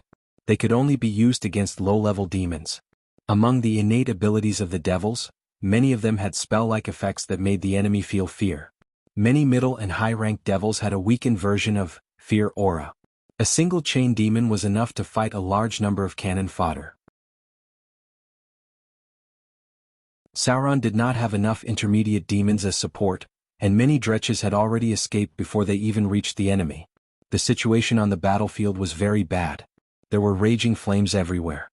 Although these flames could not hurt Sauron, they were quite effective against low-level demons. The frenzied slaughter continued. The Devil Legion didn't seem to be worried at all. They only sent out less than a third of their troops, leaving the rest as reserves, ready to face the real attack at any time. The elite troops made up of middle-rank and high-rank demons were the key to the victory. The battle could only rely on Sauron and the dozen or so intermediate demons that he had gathered in advance. A few days ago, the revenge of the Knoll King Yeenagu caused heavy losses to the Succubus Legion. Although Sauron was promoted again, in fact, the demon army he commanded did not improve much. Most of these intermediate demons were simple-minded berserk demons and Hezru demons. There was not much skill in commanding them. He could only simply order them to rush in a certain direction. Flame whip. A scorching flame cut through the air. Chain demons were not completely immune to fire damage, and the flame whip itself also carried substantial physical damage. A long sword cut through the cold light. After advancing into the flame demon form, Sauron replaced the original long sword with a large sword that was close to a beheading sword. The demon form of the bottomless abyss was very different. Sauron's current form would not be punished too much if he controlled a two-handed weapon. In the future, the true form of the flame demon would be a small giant 2 or 3 meters tall. The huge beheading sword would be used as a long sword in their hands. Wuxia. The head of a chain demon was cut off. The combat power of the demons was not as terrible as imagined, but their cooperation was quite tacit. Sauron had just found a chance to kill a chain demon, and his army was almost defeated. The chain demons knew how to use their advantages and abilities to fight. They knew how to cut and surround important targets. On the other hand, the demons could only rush forward in a mess without any command at all. Killing a chain demon inadvertently attracted more enemies.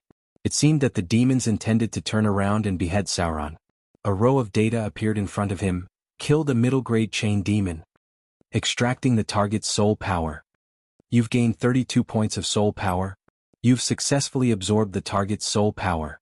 Your flame demon form has been upgraded. Strange. When Sauron killed the first demon, a row of strange information appeared. He absorbed the bloodline power of the demons when he killed them. It seemed that there was no way to absorb the soul power, so slaughter EXP would be fed back to his body. But now he seemed to be able to directly absorb the soul power of the demons after killing them. This soul power was directly used to strengthen his demonic power, and a chain demon with a challenge rating of about 5 could provide a source of power comparable to a demon with a challenge rating of about 9. Double EXP? Why was this? Was it because of the conflict between demons and demons? Or was it because of the mysterious power in the bloody war? Sauron did not know why, but at least he knew that killing demons could bring a more amazing improvement than demons. Because in front of him, an extremely lucky Dretch killed another injured chain demon under the siege of a group of berserk demons. Then it directly evolved from a Dretch to a new berserk demon. 2 levels in a row. That Dretch skipped the form of a low-grade demon and reached the standard of a middle-grade demon in one breath. Incredible. It was so easy to improve in the bloody war. It seemed that as long as a low-grade demon successfully killed any demon, it could directly advance. Plop. There was a sound of falling to the ground. The berserk demon that had just advanced suddenly split in half, and another dangerous demon appeared behind it. Barb demon, Barba demon? These demons were about 2 meters tall and weighed about 250 pounds. They were very ferocious. They were rare demons with an innate intelligence of only 6 points. But this did not mean that they were not dangerous enough. Because the weapon used by the Barb demon was a machete, it could cause long-lasting purgatory wounds after hitting the enemy. At the same time, they carried toxins. Any enemy that was attacked by them could be infected with a disease that could not be treated by conventional means. Only magic could expel the disease. Finally, these things could go berserk. The Barb demon had the talent ability, Berserk. They could activate Berserk at least twice a day according to their own ability. This ability was similar to the Berserk state of the barbarians. In the Berserk state, the Barb demon's strength +4, constitution +4, will +2 and morale +2. At the same time, it slightly reduced its own defense. This Berserk state had no sequelae. It was similar to the epic Berserk state of the legendary barbarians. The only drawback was that the increase in ability was not as good. A faint light of magic emerged. The figure of the Barb demon suddenly appeared behind Sauron and swung its machete directly. Greater teleportation. The Barb demon had a dangerous spell-like ability, and the effect was equivalent to greater teleportation. Now it appeared directly in front of Sauron. In this case, Sauron could no longer hide his direct strength. A raging fire appeared on his bare chest in an instant. The demon tattoo emitted a faint flame and suddenly turned into a real, flaming demon form. The demon legion wanted to behead him.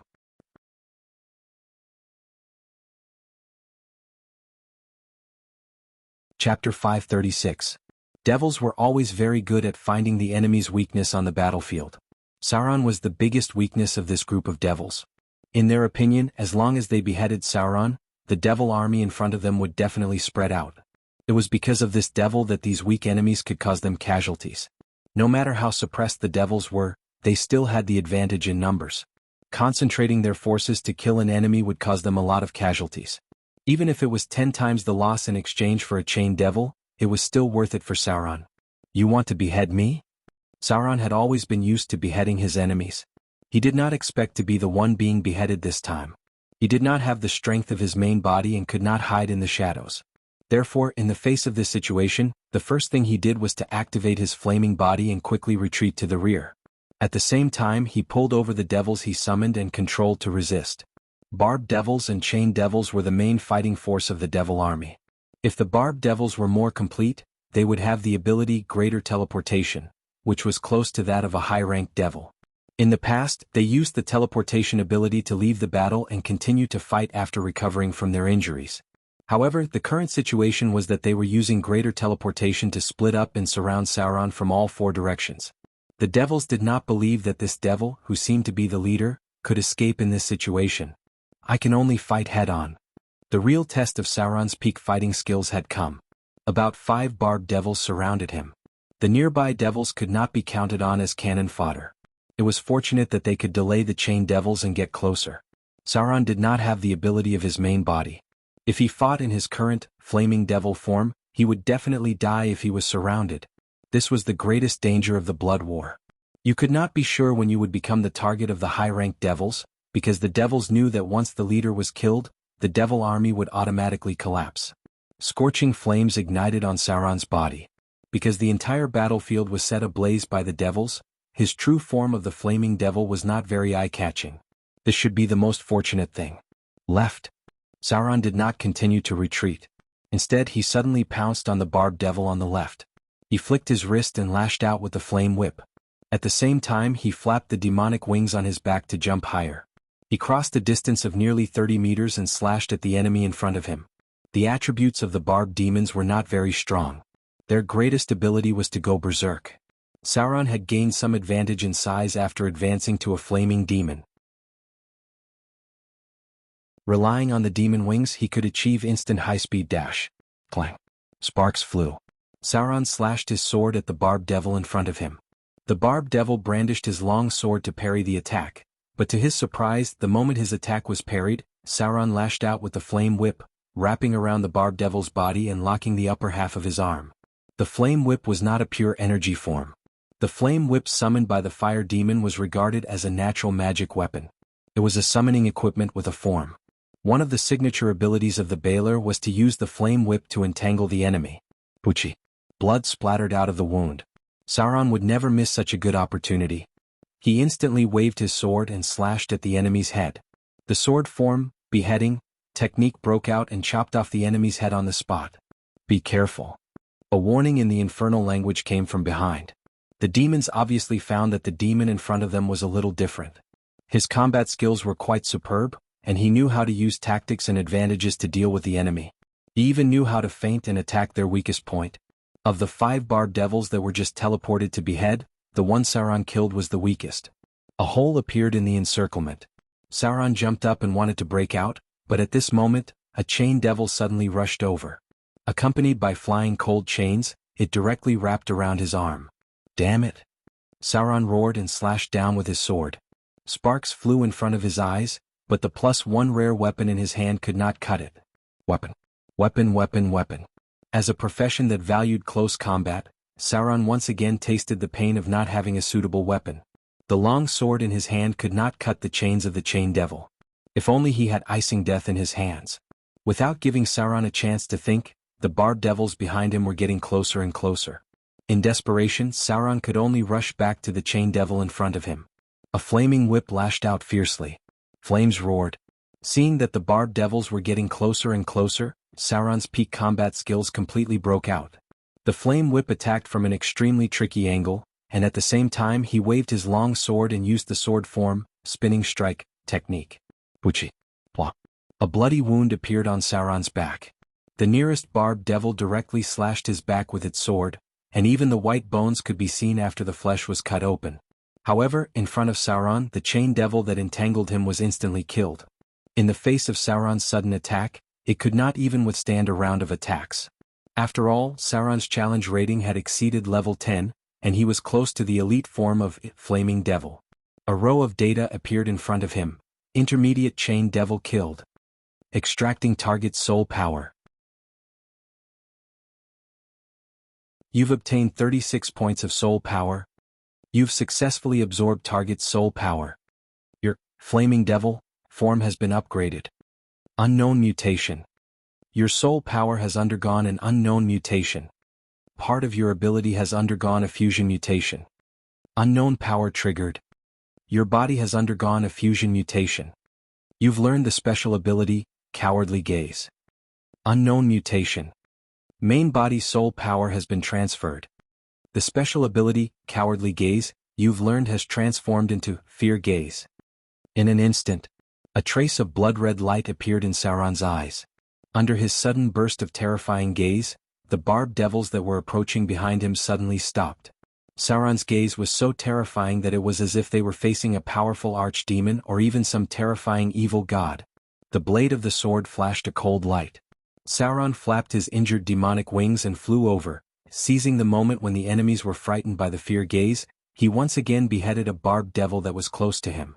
At this time, the demons in front of him woke up one by one. 1 against 3. The situation was still very unfavorable for Sauron. The wound on his back was still bleeding, but the powerful recovery ability of the demons was also in effect. He had less than 30% chance of winning against 3 barbed devils, but if he could defeat them one by one with the help of Fear Gaze, he was very likely to wipe them out.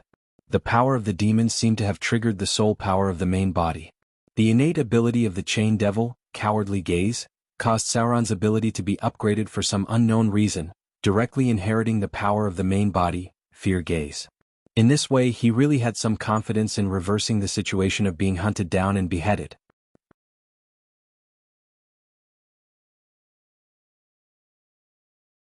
Chapter 537. Summon Demon. Now, even an idiot could tell that the flaming demon in front of them was not the same as the demons in their past memories. Facing Sauron, who was showing signs of advancing, the barbed demon did not hesitate to send out 2 people to contain him, while the other was ready to use the ability to summon demons. The barbed demon could summon some low-grade demons as fighters, and there was also a 50% chance of summoning another barbed demon. As long as they could summon a chain demon or a barbed demon to entangle Sauron, then the advantage would return to their side. Fear gaze. Sauron glanced at the other party, and the summoning ritual that the barbed demon was performing was suddenly interrupted. It even spat out a mouthful of blood. Very strange. Sauron's fear gaze seemed to have inherited some of the effects of the main body, and the difficulty of immunity was extremely high, at least the difficulty of legendary level immunity. When the barbed demons touched his eyes, their expressions were as if they had seen a terrible evil god. Sauron was extremely suspicious that this was related to the divine power of his main body. Although this avatar was in the form of a demon, part of the soul power came from the origin of the gods. Even if it did not inherit much divine power from the main body, it looked like an evil god. This was a connection on the level of the soul. Even Sauron could not figure it out now, and it would be difficult for other gods and demon lords to figure it out. Because for the gods, the soul was also a very mysterious thing. The soul was the most important currency, resource, and power of the gods. Even many gods did not dare to touch the water of the Styx easily. Perhaps only by mastering part of the death clergy could it be possible to touch on the most mysterious knowledge of the multiverse. The barbed demons did not dare to look into Sauron's eyes. No demon in front of them dared to look directly into Sauron's eyes. They even felt that Sauron's eyes were more oppressive than some duped demons. In this way their strength in battle was severely affected. Dang dang dang. In such a situation, Sauron naturally wouldn't give up so easily. He flapped his demonic wings and moved at high speed, using the airflow to speed up his flight. From time to time he would let the enemy meet his gaze. Then, the barbed devil in front of him would show a horrified expression.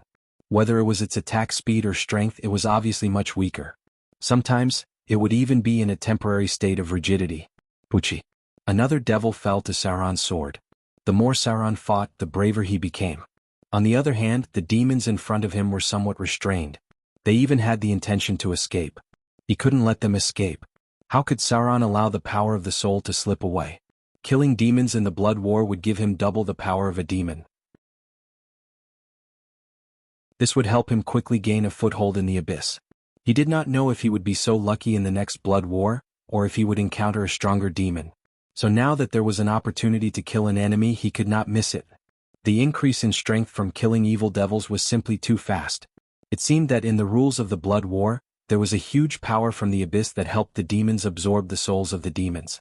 It was as if they had the power of the slaughter, divine domain. Another barbed devil fell. The flames on Sauron's body became more and more vigorous. His bones made a slight sound. He was very close to evolving into the elite form of the flaming devil. Based on the current situation, as long as the creature reached level 15, it was almost time to evolve. Bang! Not far away, there was the sound of a heavy object being sent flying. A Hezru fell into the flames, and then there was a shrill scream.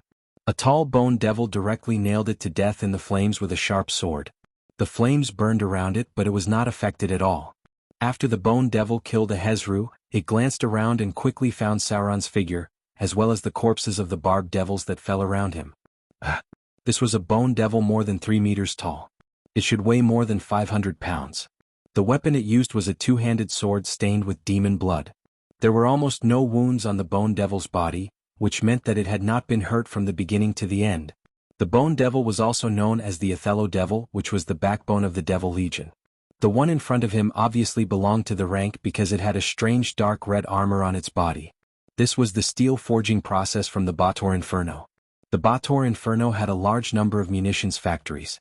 The core combat power of the Devil Legion was all well equipped, which was a far cry from the messy equipment of the demons. Flaming Devil. A cruel smile appeared in the eyes of the Bone Devil, and it rushed toward Sauron in an instant. As the basic form of the Baler, the Flaming Devil was also relatively rare among the demons. It was obviously more interesting to be able to kill such an enemy than to kill those boring middle-grade demons. Greater teleportation. The Bone Devil was a very terrible enemy. The biggest difference from other middle-grade and low-grade demons was that the Bone Devil had a cheat-like talent ability. cast at will, greater teleportation. Yes. You didn't read it wrong, it was really, cast at will. Unlike other demons, the number of times the Bone Devil could use greater teleportation in a day was based on its own energy. As long as it had energy, it could keep using greater teleportation. In addition, it had other spell-like abilities including Ice Wall, Dimensional Anchor, Flight, Invisibility, and so on. The enemy appeared in an instant. Facing the Bone Devil that had a straight-up challenge level, Sauron could not help but feel nervous. His muscles were tense and he was ready to fight at any time. Fortunately, he also knew a lot about the demons. The Bone Devil's sudden approach with the help of greater teleportation was completely within his expectations. Sauron flapped his demonic wings and moved half a meter horizontally, avoiding the attack quite easily. It seemed that because of a pair of demonic wings he could do more dodging actions. Aura of Fear. A frightening cold breath spread. Facing Sauron, the Bone Devil in front of him did not hesitate to use its talent ability. A row of data appeared in front of Sauron's eyes. Attacked by Bone Devil. You are affected by the enemy's talent ability, Aura of Fear. Triggered Test of Will. Test of Will passed. You completely ignored the effect of the opponent's Aura of Fear. It was completely ineffective. It seemed that Sauron, who had inherited the soul power of the main body, was also quite amazing in terms of will. The Bone Devil's Aura of Fear had no effect at all. This kind of talent ability that greatly interfered with other demons, Sauron now completely ignored it. The flame whip cut through the air. Sauron and the Bone Devil carried out the first round of tentative fighting. The strength gap between the two sides was not too big. Sauron's current challenge level was about level 10, and the Bone Devil's challenge level should be about level 12. In terms of attributes, the Bone Devil had the advantage, but Sauron was also immune to fire damage and did not have to worry about the terrain. Because at this moment, the battlefield had turned into a sea of fire. The Bone Devil looked at Sauron with eyes full of hatred. It hated other creatures, especially demons that fought all year round. It slowly said, "What an interesting fire demon. This way you can't be allowed to grow." Demons couldn't be allowed to grow stronger. In the Abyss Blood War, any potential demon seed should be strangled in the cradle. The devils had always been committed to killing those demons who performed well in the Blood War. They beheaded, sniped, assassinated, and so on. It was almost unimaginable. There were not many demons near Sauron. They were either burned to death by the raging fire or had been defeated to the rear. The main army of the demon army still did not move. It was not known whether the higher demons in command were in conflict or waiting for a more suitable time. In name, the highest commander was the Radiant's Nun, but the commanders of other demon lords might not listen to her orders. There was no support and no cannon fodder. Sauron seemed to want to fight the Bone Devil in front of him, who was stronger and better equipped.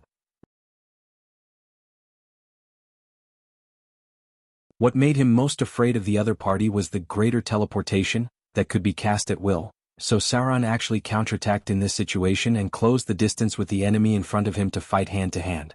Now he was fighting with his long-term accumulation. This demon incarnation did not have enough trump cards to turn the tables. He could only rely on combat skills and vitality to fight with the other party to see who could not hold on first.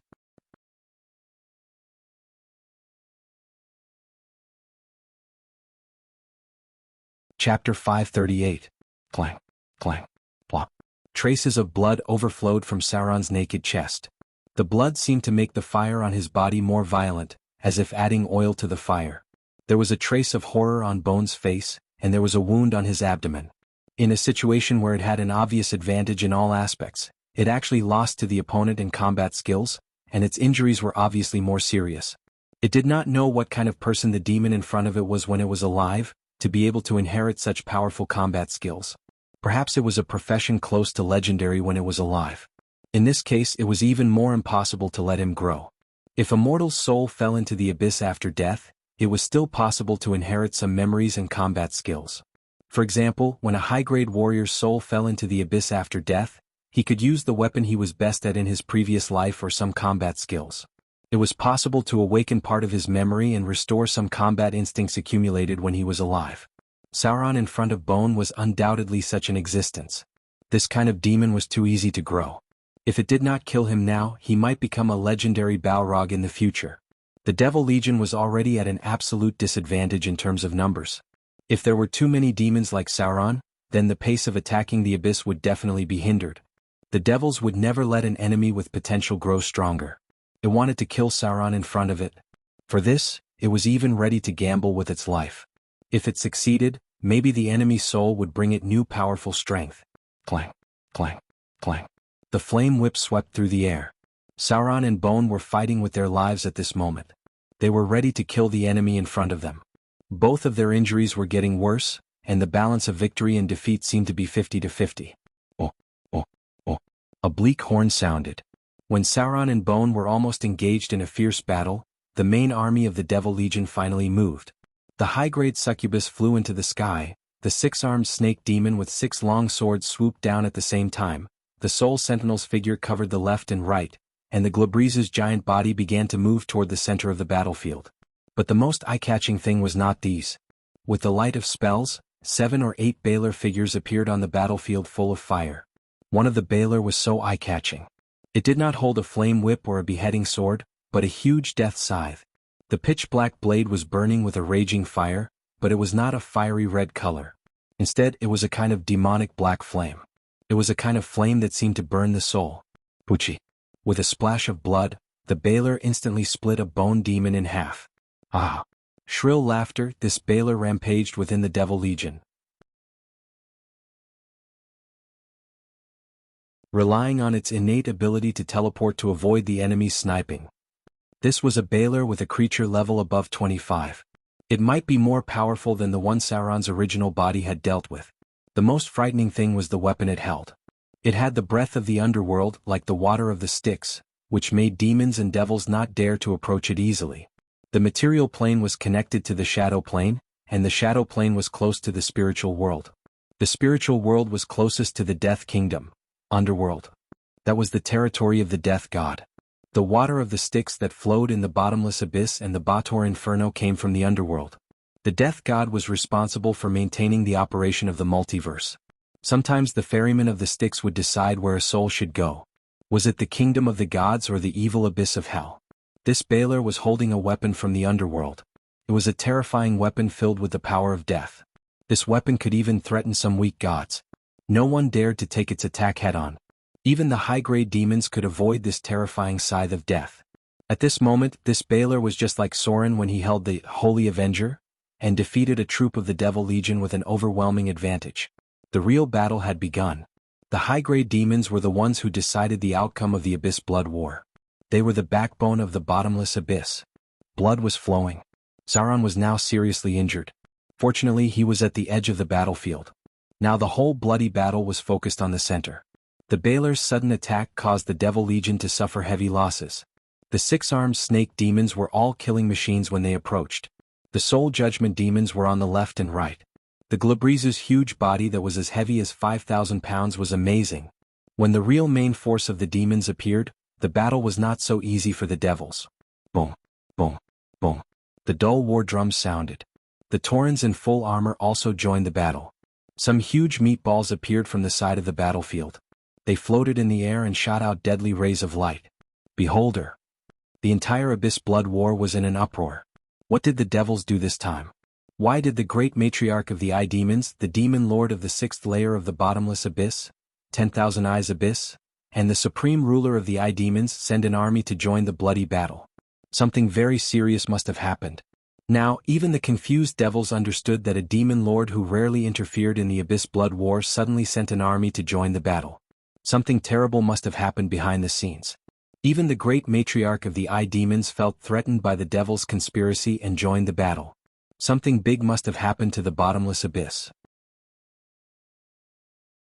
Countless rays of light shot out. The Eye Demon army appeared from the teleportation circle. The leader was the terrifying Elder's Eye. Apart from that, there were also a large number of Eye Demons, Gauss Eye Demons, Abyss Eyes, and even Eye Demon Observer. The battle became more intense. Facing such a situation, the Devil Legion stood motionless outside the city gate as if their iron-blooded discipline had seeped into the depths of their souls. The Devil Legion had suffered heavy losses and the elites of the Devil Legion had also joined the battle. Horn Demons, Ice Demons, Lustful Demons, Fallen Angels, and Bartholomew. The senior demons used their teleportation abilities to support the battle and forcefully resisted the Devil Legion's attack. The Devil Legion's casualties were increasing. This battle of attrition was disadvantageous for them, but they didn't seem to have the intention to retreat at all, as though a conspiracy was brewing. Plop. Sauron's injuries worsened, but the Bone Demon wasn't any better. Facing such a crazy battle style, the Bone Demon revealed a trace of fear in its eyes because it felt that if this continued, the enemies might perish together with it. This wasn't worth it. As a demon, it wasn't as crazy as the devils. Besides, it believed that if it was possible, the enemies before it would perish together with it. That was why it wavered. It wanted to retreat to the rear to heal its injuries because it wasn't willing to perish together with a flame demon. But, just as it was about to retreat with its teleportation ability, something unexpected happened. The severely injured flaming demon in front of it suddenly burst with power and charged at it again. The flaming demon waved its flaming whip and wrapped around the flaming demon. Then the flaming demon waved its sword and slashed at the flaming demon's head. The battle ended. Sauron gasped for breath and blood flowed out of his mouth. The flames on his body were a little dim, as if he had exhausted all his strength. However, when he killed the bone demon in front of him, a little bit of soul power that was invisible to the naked eye entered his body, and Sauron's body instantly reignited with a raging fire. A row of data appeared before his eyes. Killed bone demon. Extracting target spiritual energy. You've received 108 points of spiritual energy. You've successfully absorbed target spiritual energy. Your flame demon form has been upgraded. Creature level increased. Your current creature level is level 15. Form upgrade. You've evolved into the elite form of flame demon. Automatically learned a new ability, bind. Spell-like ability, fireball, has been upgraded. Current usage is 3 times per day. Dominate demon, ability has been upgraded. Summon demon, ability has been upgraded. Unknown mutation. Your spiritual energy has undergone an unknown mutation. Some abilities have undergone a fusion mutation. Unknown power triggered. Fusion mutation has occurred. Unknown mutation. Main body's spiritual energy has been imported. You've learned a new ability, Fear Aura. With a crackling sound, Sauron's body further changed. The demon horns became thicker and stronger, and the demon wings seemed to have grown further. His body gradually transformed into a large creature like the flame demon. The number of demon tattoos on his body increased, and the range of flames expanded.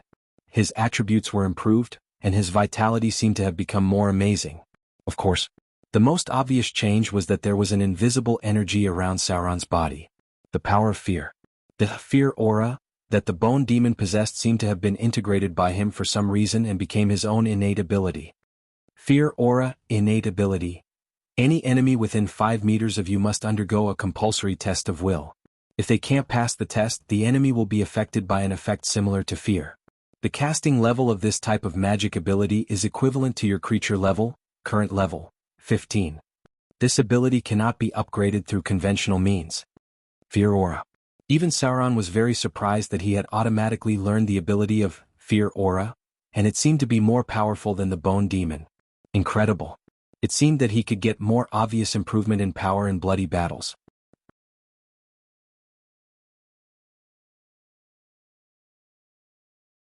Chapter 539. Sauron was seriously injured. Even if he had evolved into the elite form of the Flaming Demon, only a small part of his injuries had healed. It was quite dangerous to challenge a more powerful enemy. Sauron's original body could do it because he had enough abilities, good equipment, and other means to turn the tables. But now the new demon incarnation didn't have so many trump cards, and the abilities were basically not trained. Needless to say, the only advantage was the inherited combat skills. At the most critical moment, Sauron was even almost beaten into a near-death state by the Bone Demon, but fortunately he survived. After killing an officer-level Bone Demon, Sauron's ability improved greatly. The Flame Demon's Entanglement ability was a very useful combat skill that could directly trap some enemies with insufficient strength. Sauron's first few battles were with the help of the Flame Whip.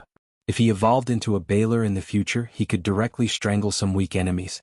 For now, the important abilities Sauron still lacked from becoming a Baler were proficiency in dual wielding, telekinesis, instant ability, powerful cleave, fierce attack, proficiency in attacking first, and so on.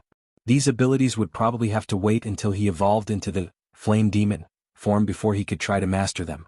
Entanglement, special ability. The +1 flame whip of the flaming demon can entangle the opponent like a net attack. The flame whip has 20 HP and doesn't need to be folded. Once the whip hits the target must go through a strength test with itself. If you win, you can pull the target to your body full of flames. The entangled target will be temporarily restrained, and enemies whose physique and strength are crushed will trigger an additional test of death. The elite form of the flaming demon inadvertently had a part of the power of the flame demon. Although the ability to entangle was very useful, what Sauron wanted the most was not this, but the greater teleportation that could only be mastered by middle to high-grade demons. This was the real core ability. If he could comprehend the greater teleportation, Sauron could cut in and leave the battlefield at any time, whether it was healing, killing, or retreating. It would be quite convenient. From the looks of it, he seemed to be a little short of accumulation. Note: most high-level demons and devils have the ability to teleport. After evolving into his elite form, Sauron's basic attributes and HP had been strengthened. His height had also grown close to 2.5 meters, making him look like a small giant. Once he evolved into his flame demon form, Sauron's height would reach over 3 meters. At the same time, he would be able to suppress medium-sized enemies in all aspects. This body type was not suitable for delicate combat, but if it was a technique like the sword form, beheading, then the power would become quite huge. Sauron needed some time to get used to his combat abilities. Every time his body size changed, there would be a period of time for him to adapt. Therefore he quickly retreated. When Sauron retreated from the battlefield, he found that the center of the battlefield had become a mess. There were two places that attracted the most attention. One was the Eye Devil army that rarely appeared in bloody battles, and the other was a Baelor with a death scythe. What a powerful weapon. A very, very powerful weapon. Without even activating his perception, Sauron could feel the powerful force contained in the Grim Reaper's scythe burning with black flames. He was not sure if it was a divine artifact, but he was sure that its real power would not be weaker than a divine artifact. This kind of weapon from the underworld rarely fell into the abyss, and it seemed to be a weapon specially prepared for the Baelor after modification.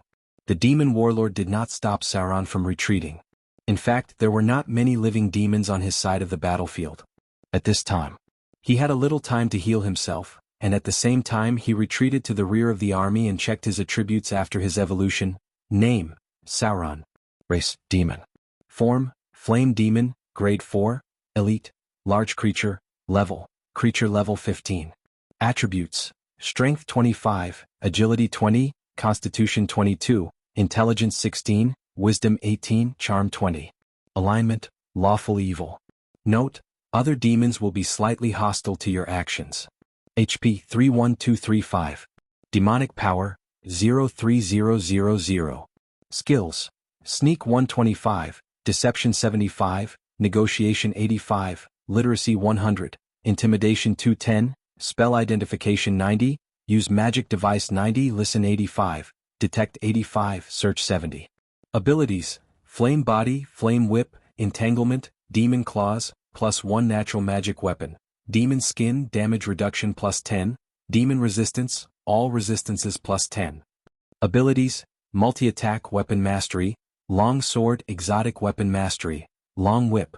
Spell-like abilities: fear, fireball 3 times a day, dominate demon once a day, burning hand, summon demon, telepathy. His attributes had been further improved because of the change in form. Sauron had now changed from medium creature to a large creature. The most obvious change was not the various basic attributes that had been increased, but one of Sauron's abilities. His intimidation had suddenly skyrocketed to 210 points, which was almost comparable to the intimidation ability of the main body. It was incredible. Sauron himself did not know why intimidation suddenly increased so much. Could it be that his current appearance was very scary? Sauron did not have a mirror around him, so he could not see his current appearance. However, when he reached out and touched it, it seemed that the changes were not very big. He still looked like a hybrid between a half-elf and a demon, like a purgatory demon hybrid. Other than his sharp ears and dark red skin, there were no obvious changes in his appearance. The outline of his face was still more humanoid, unlike the other demons with green faces and fangs that bared their fangs and brandished their claws. It was just that his body size had increased from 1 to 1.5 and his muscles were full of explosive pressure. Seems like it will be much easier to lead demons in the future. In an extremely chaotic place like the bottomless abyss, negotiation was definitely not as useful as intimidation and deception. As long as his intimidation ability was high enough, it would be much easier to control other demons. This might be the bonus of the elite template. Elite monsters were originally small bosses. As Sauron retreated to the rear, the nearby demons opened up a path for him. Even the Hezru who was hostile to him did not dare to look straight into Sauron's eyes. There was even a trace of reverence on their faces when they approached him. As for the other low-level demons, if they were not careful and were stared at by Sauron, they would tremble in fear. Even if they were not the low-level demons under Sauron's command, he seemed to be able to command them now. As for the specific changes, he would have to slowly figure it out in the future. The demon army's casualties were increasing. The scales of victory seemed to be tilted to the demon army's side. The six-armed snake demons tore apart the demon army's formation, and some had even rushed to the rear. The Baelor's figure constantly disappeared and reappeared. Every time it appeared, it would take the life of a demon. The Eye-Demon army was the most terrifying long-range force. The omnipresent rays made it impossible for the demons to get close. Most of the demons at the rear were closing in. A large number of middle-level demons acted as the core and crushed the demon army. As long as there were loopholes in the demons' formation, the huge number of demons could drown them. But the uneasiness in Sauron's heart grew stronger. For the past 1,000 years, the demons had always lost more than they won. Such a situation made him feel strange everywhere. There were too few centaurs and the core troops of the Baelor's demons were nowhere to be seen. Although there were many middle-level and high-level demons, the true elites did not seem to be here. There were also no signs of the Hell Demon generals and the top-notch blood armies that they led. There must be other battles breaking out. Either the demons were hiding some conspiracy, or their true goal was somewhere else. Roar. A deep roar sounded from the distant horizon. Roar, roar, roar, roar, roar. The roar was so familiar to Sauron that he couldn't help but feel goosebumps all over his body. He retreated almost instantly without turning back. Dragons, dragons, many, many dragons. Some dragons appeared in the distant sky. Red dragons, white dragons, green dragons, blue dragons, and black dragons. The 5-colored dragons of the evil alignment seemed to have all appeared at this moment. Adult dragons appeared on the edge of the battlefield, flew from the back of the blood fortress, and then swooped down toward the demon army. A terrible dragon's breath covered the battlefield. It was like the most ruthless slaughter, crushing the demon army's attack in an instant. The Baelor, who was advancing triumphantly at the beginning, almost turned around and ran as soon as he saw the situation was not right. The 6-armed snake demon was heavily surrounded, and the soul judgment demon and the Glabrizu were also retreating quickly. The demons' conspiracy. They actually invited the 5-colored dragons as helpers. At least 20 adult dragons appeared in front of them. This kind of terrible combat power could completely determine the outcome of a bloody battle. Mother of evil dragons, Tiamat. The god that the 5-colored dragons served, the 5-headed dragon with lesser divine power. Its strength was as high as 49 points. It was a powerful evil god that lived in the Baator Inferno. Mother of evil dragons, itself was a terrible 5-headed dragon, and it had the power of a god. For a long time. The number of times that she could be persuaded to participate in the bloody battle could be counted on one hand, and the situation in front of them was obviously her doing. Because other than the mother of evil dragons, Sauron really couldn't think of anyone else who could control the red dragons, green dragons, blue dragons, black dragons, and white dragons at the same time. The 5-colored dragons were not united internally. There was only one person who could make them fight together, and that was the mother of evil dragons, Tiamat. The outcome of the battlefield was already decided. Unless a demon lord appeared or a god incarnation appeared, it was impossible for the demons to defeat so many adult dragons. Sauron was retreating quickly. However, after seeing so many 5-colored dragons, he didn't have much fear in his mind. Instead, he felt very regretful. He murmured, "All the 5-colored dragons are here. If my original body was on the battlefield, I can probably complete the Dragon Slayer, with the help of my divine power. What a pity."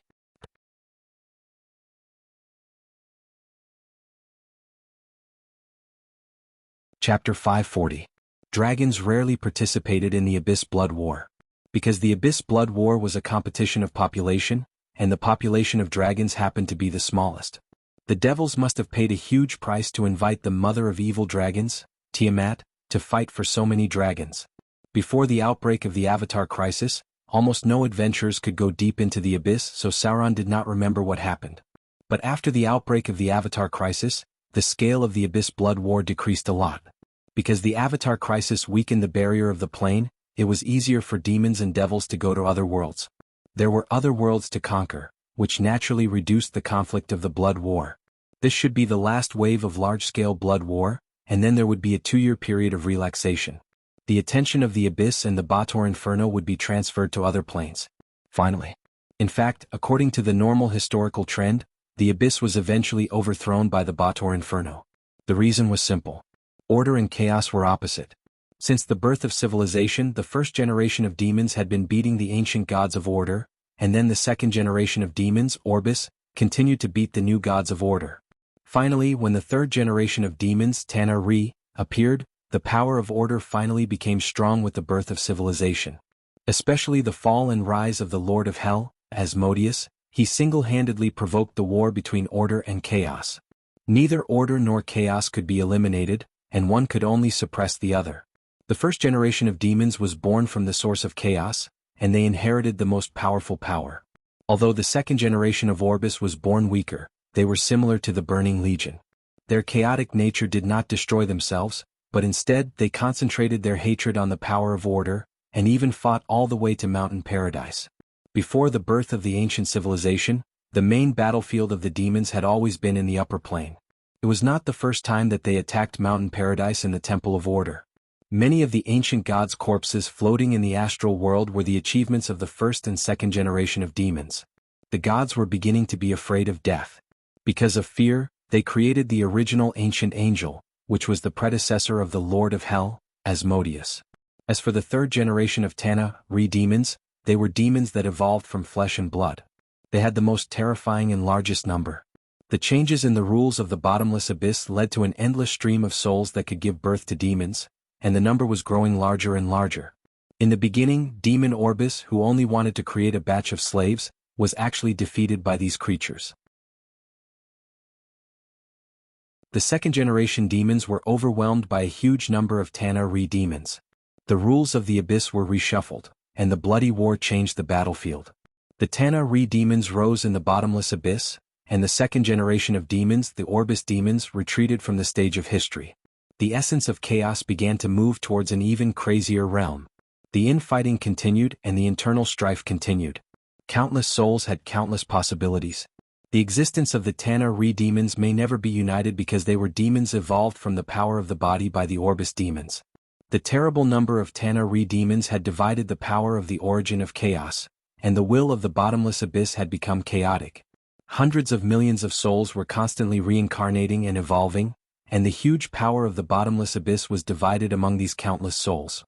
The number of the first-generation demons was only a few 100,000.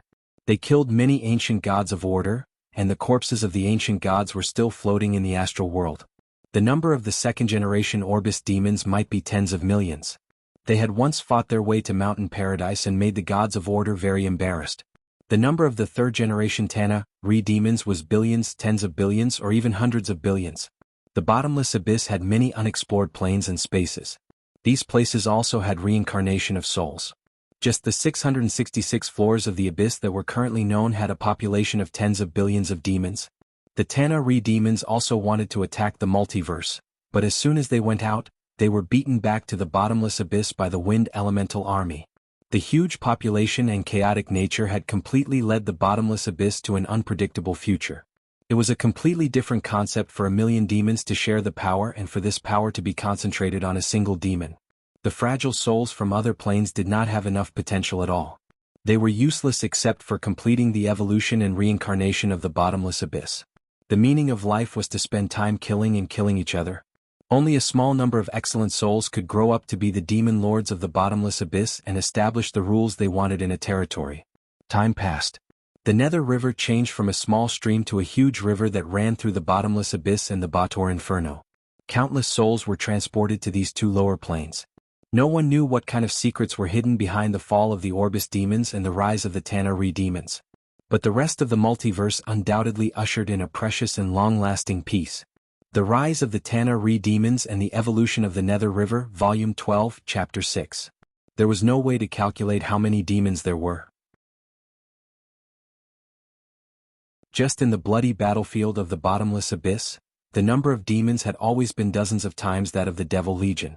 In other plain battlefields such as the Grey Wilderness, the Azura Field, the Scorched Hell, and so on, there were still a large number of demons reincarnating in these places close to the lower planes.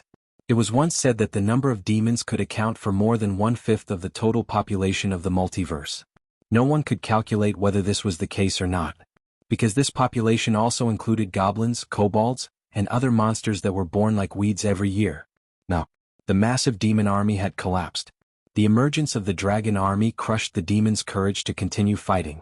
Under the terrifying dragon breath, the low-level demons collapsed to the ground in droves. Under the joint dragon breath of dozens of 5-colored dragons, a 10-kilometer-long corridor of death was instantly cleared out on the battlefield. Not only that, but they also turned around and used their dragon breath to sweep in from other directions. The Eye-Demon army retreated quietly. These cunning demons were ready to escape as soon as they realized that the situation wasn't right.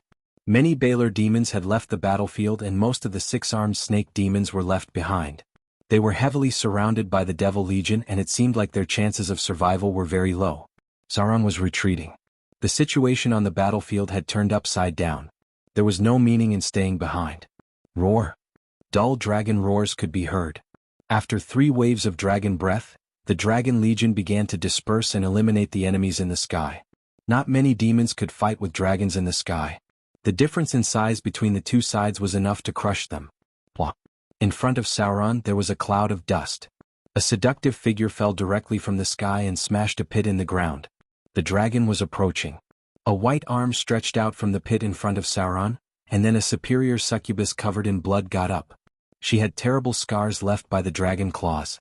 The demonic wings behind her seemed to have been broken, and she had completely lost the ability to fly. Facing an adult blue dragon in the distance, a trace of fear appeared on the charming face of the superior succubus. But when her eyes fell on Sauron next to her, a glimmer of hope of survival suddenly appeared in her dreamy eyes. Superior charm. The superior succubus in front of him had a seductive smile on her mouth.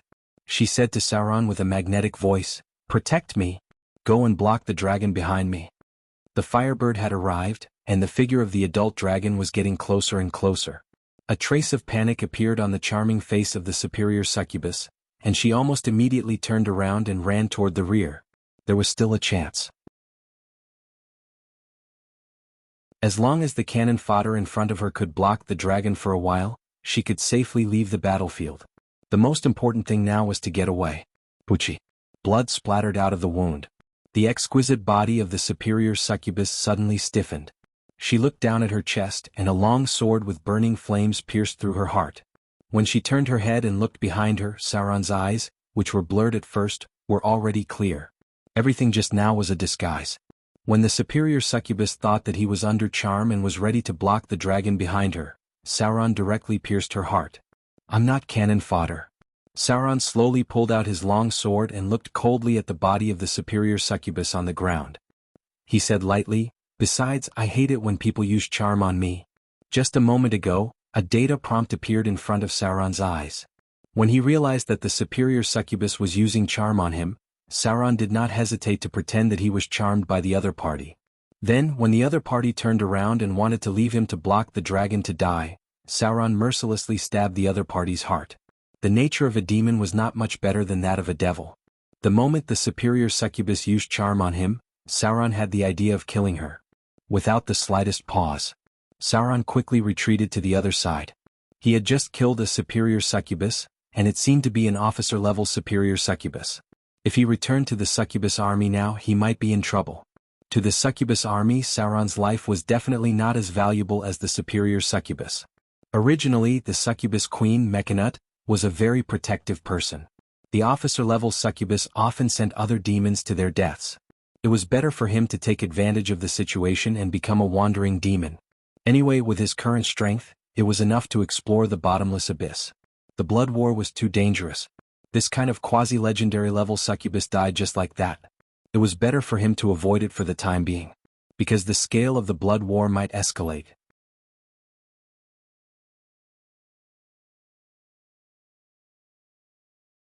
Chapter 541. Outer Islands, Mordor City. Soren slowly walked out of the study. He looked up at the color of the sky. A dark cloud was approaching in the distance, and thunder could be heard faintly in the distance. He could not help but murmur, "It seems that a storm is coming." It's not easy to multitask. I didn't expect it to be so difficult to maintain control of two bodies at the same time with a god-level mind. It seems that the limit of my control is two bodies. It's almost difficult for me to make other avatars while maintaining the demon avatar. The avatar of a god was not an independent consciousness. Instead, Soren's soul consciousness was divided into two parts and injected into the body. It felt like writing with two hands at the same time, one hand writing on the front and the other hand writing on the back. But in fact it was much more difficult. It was estimated that only a god could do it. This was because other spellcasters, even if they were legendary wizards, could only control their thoughts after creating a projection clone. They would not be able to control their bodies at the same time. The simulacrum spell during the Arcane Empire could be used to multitask and control two bodies at the same time, one body and one avatar, but the duration was very short. Soren's current situation was that he was multitasking 24 hours a day. Only a god-level brain could do it. But this kind of calculation also had a flaw. That was, Soren could not leave Mordor City. If his body also ran out to fight, then the control ability of the demon avatar would be seriously affected. At present, his divinity could not achieve a perfect battle between two bodies. Therefore, when attacking the indigenous tribes, his demon avatar was resting in the steel fortress. When the demon avatar participated in the Abyss Blood War, his body had to do some simple things and then transfer his core energy to the demon avatar. This way was very taxing on the brain. Without the support of the divinity he could not bear it at all. Where should I go? Soren rested for a while and returned to the study. Then he took out a thick black book and turned to the last page. Knowledge, reading, accumulation. During this rare and precious time, Soren had been crazily reading books. Glorious collection of books, the Fallen Witches database, and some of the books that the Northern Witch Council had opened to him. Soren relied on his eidetic memory talent and the powerful memory granted by the Godhead. During this period of time, he had read thousands of extremely complicated and obscure secret technique books. The first floor abyss plane. Soren's slender fingers stopped moving. He shook his head and muttered to himself, "No. It was too dangerous. The core of the Blood War is now the 10,000 abyss planes. It is not suitable for me to join the Blood War before I become a legendary flame fiend." Whoosh whoosh whoosh. The pages of the book kept flipping, and Soren's fingers stopped moving again. He mumbled, "The third floor, the Forgotten Land. It was not appropriate. The fourth layer, the Great Abyss, is not suitable either. The sixth level, Myriad Eye Abyss, is too dangerous. This is the territory of the great matriarch of the Eye Demons. There are Eye Demons everywhere. If you are not a legendary, you will die. The seventh level, Land of Mirage, seems to be the territory of the Lizard Man Lord. I can consider it." Soren picked up the quill and made a mark. He had always been a very rational and calm person. He would not act rashly if he was not sure. The demon incarnation was quite important. Once it died, all his efforts would be in vain. Now that he had set up a starting point, the most important thing now was to fight steadily and steadily, further strengthen this trump card buried in the abyss, and finally wait for the arrival of his real body. The 8th level, Skinning Abyss. It is a bit dangerous, but I can consider it. I seem to have seen the Lord here, the Skinning Abyss. The human skin magic armor seems to be the equipment that this guy likes to make. Record it. Soren picked up the quill and quickly recorded again. There were so many levels in the abyss, but there were not many that were suitable for him to go. Some places were too dangerous and some places were too harsh. The places suitable for the demon incarnation must be carefully selected. The 9th level, Boiling Sea. No. The 10th level, Land of Corruption. Still no. The 13th level, Blood Sea. This is the territory of the Misfortune Goddess. Although she seems to be kind to me, it is better not to go to her territory. The Twin of Destiny was too dangerous. Even if the incarnation of the Misfortune Goddess appeared in Soren's apotheosis ceremony, he still did not dare to get too close to her. Being close to the Misfortune Goddess was equivalent to being far away from the Luck Goddess. These two twins of destiny had been fighting for thousands of years. Soren felt that it was better not to get involved. At least for now, he absolutely could not participate in the battle between the twins of destiny. Blood Sea, excluded. Neither demons nor devils dared to enter this territory easily. The demon lords fought fiercely, and they all knew to avoid the Bloodsea's domain. The 14th level, Steam Swamp. Excluded. The 17th level, Land of Death. Excluded. The 21st level, Cremation. The Lord is a Baylor. Soren stopped. He quickly took out another book and began to search for information about the Demon Lord and the geographical environment of this level of the abyss. Just by looking at the name, he knew that this place was more suitable for the demon incarnation. Baylor Demon Lord. Soren's fingers gently tapped on the table and murmured, "The 21st level of the abyss is not too far and not too close. It seems that it is not difficult to go through the river Styx. I have listed it as one of the targets. The 23rd level, Steel Ice Field. Excluded. The 27th level. The 41st level." Soren flipped faster and faster, but in the end he still returned to the 21st level of the abyss, Cremation. This was the territory of the Baylor. The Demon Lord was a powerful Baylor. The environment was a volcanic terrain with a large number of fire demons, burning monsters, fire elementals, and Baylor. There were also some other demons, but because of the characteristics of the plane, they were mainly creatures that were immune to fire. This is it. Soren frowned and closed the book. The operation of the abyss must be supported by the material plane. Otherwise, it would be too difficult to rely on a demon incarnation to rise. He looked up at the sky outside. It was completely dark at this time. The storm was coming. The weather changes in the outer islands were relatively large. If it were not for his divine realm, the climate would be a little worse. The storm would probably last for a few more days. Now that all the ships near the coast had docked, the military parade that had been prepared for a long time would begin once the storm was over. The Eye of the North was confirmed to be there. Although the Princess Royal of the Frost Kingdom would not come in person, her avatar would appear on that day.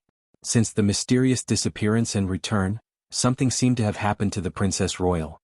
Her strength had become more and more unfathomable. There are still 5.5 months. Soren tapped on the table gently, turned and left the study and murmured, "Let's go to the half-plane again.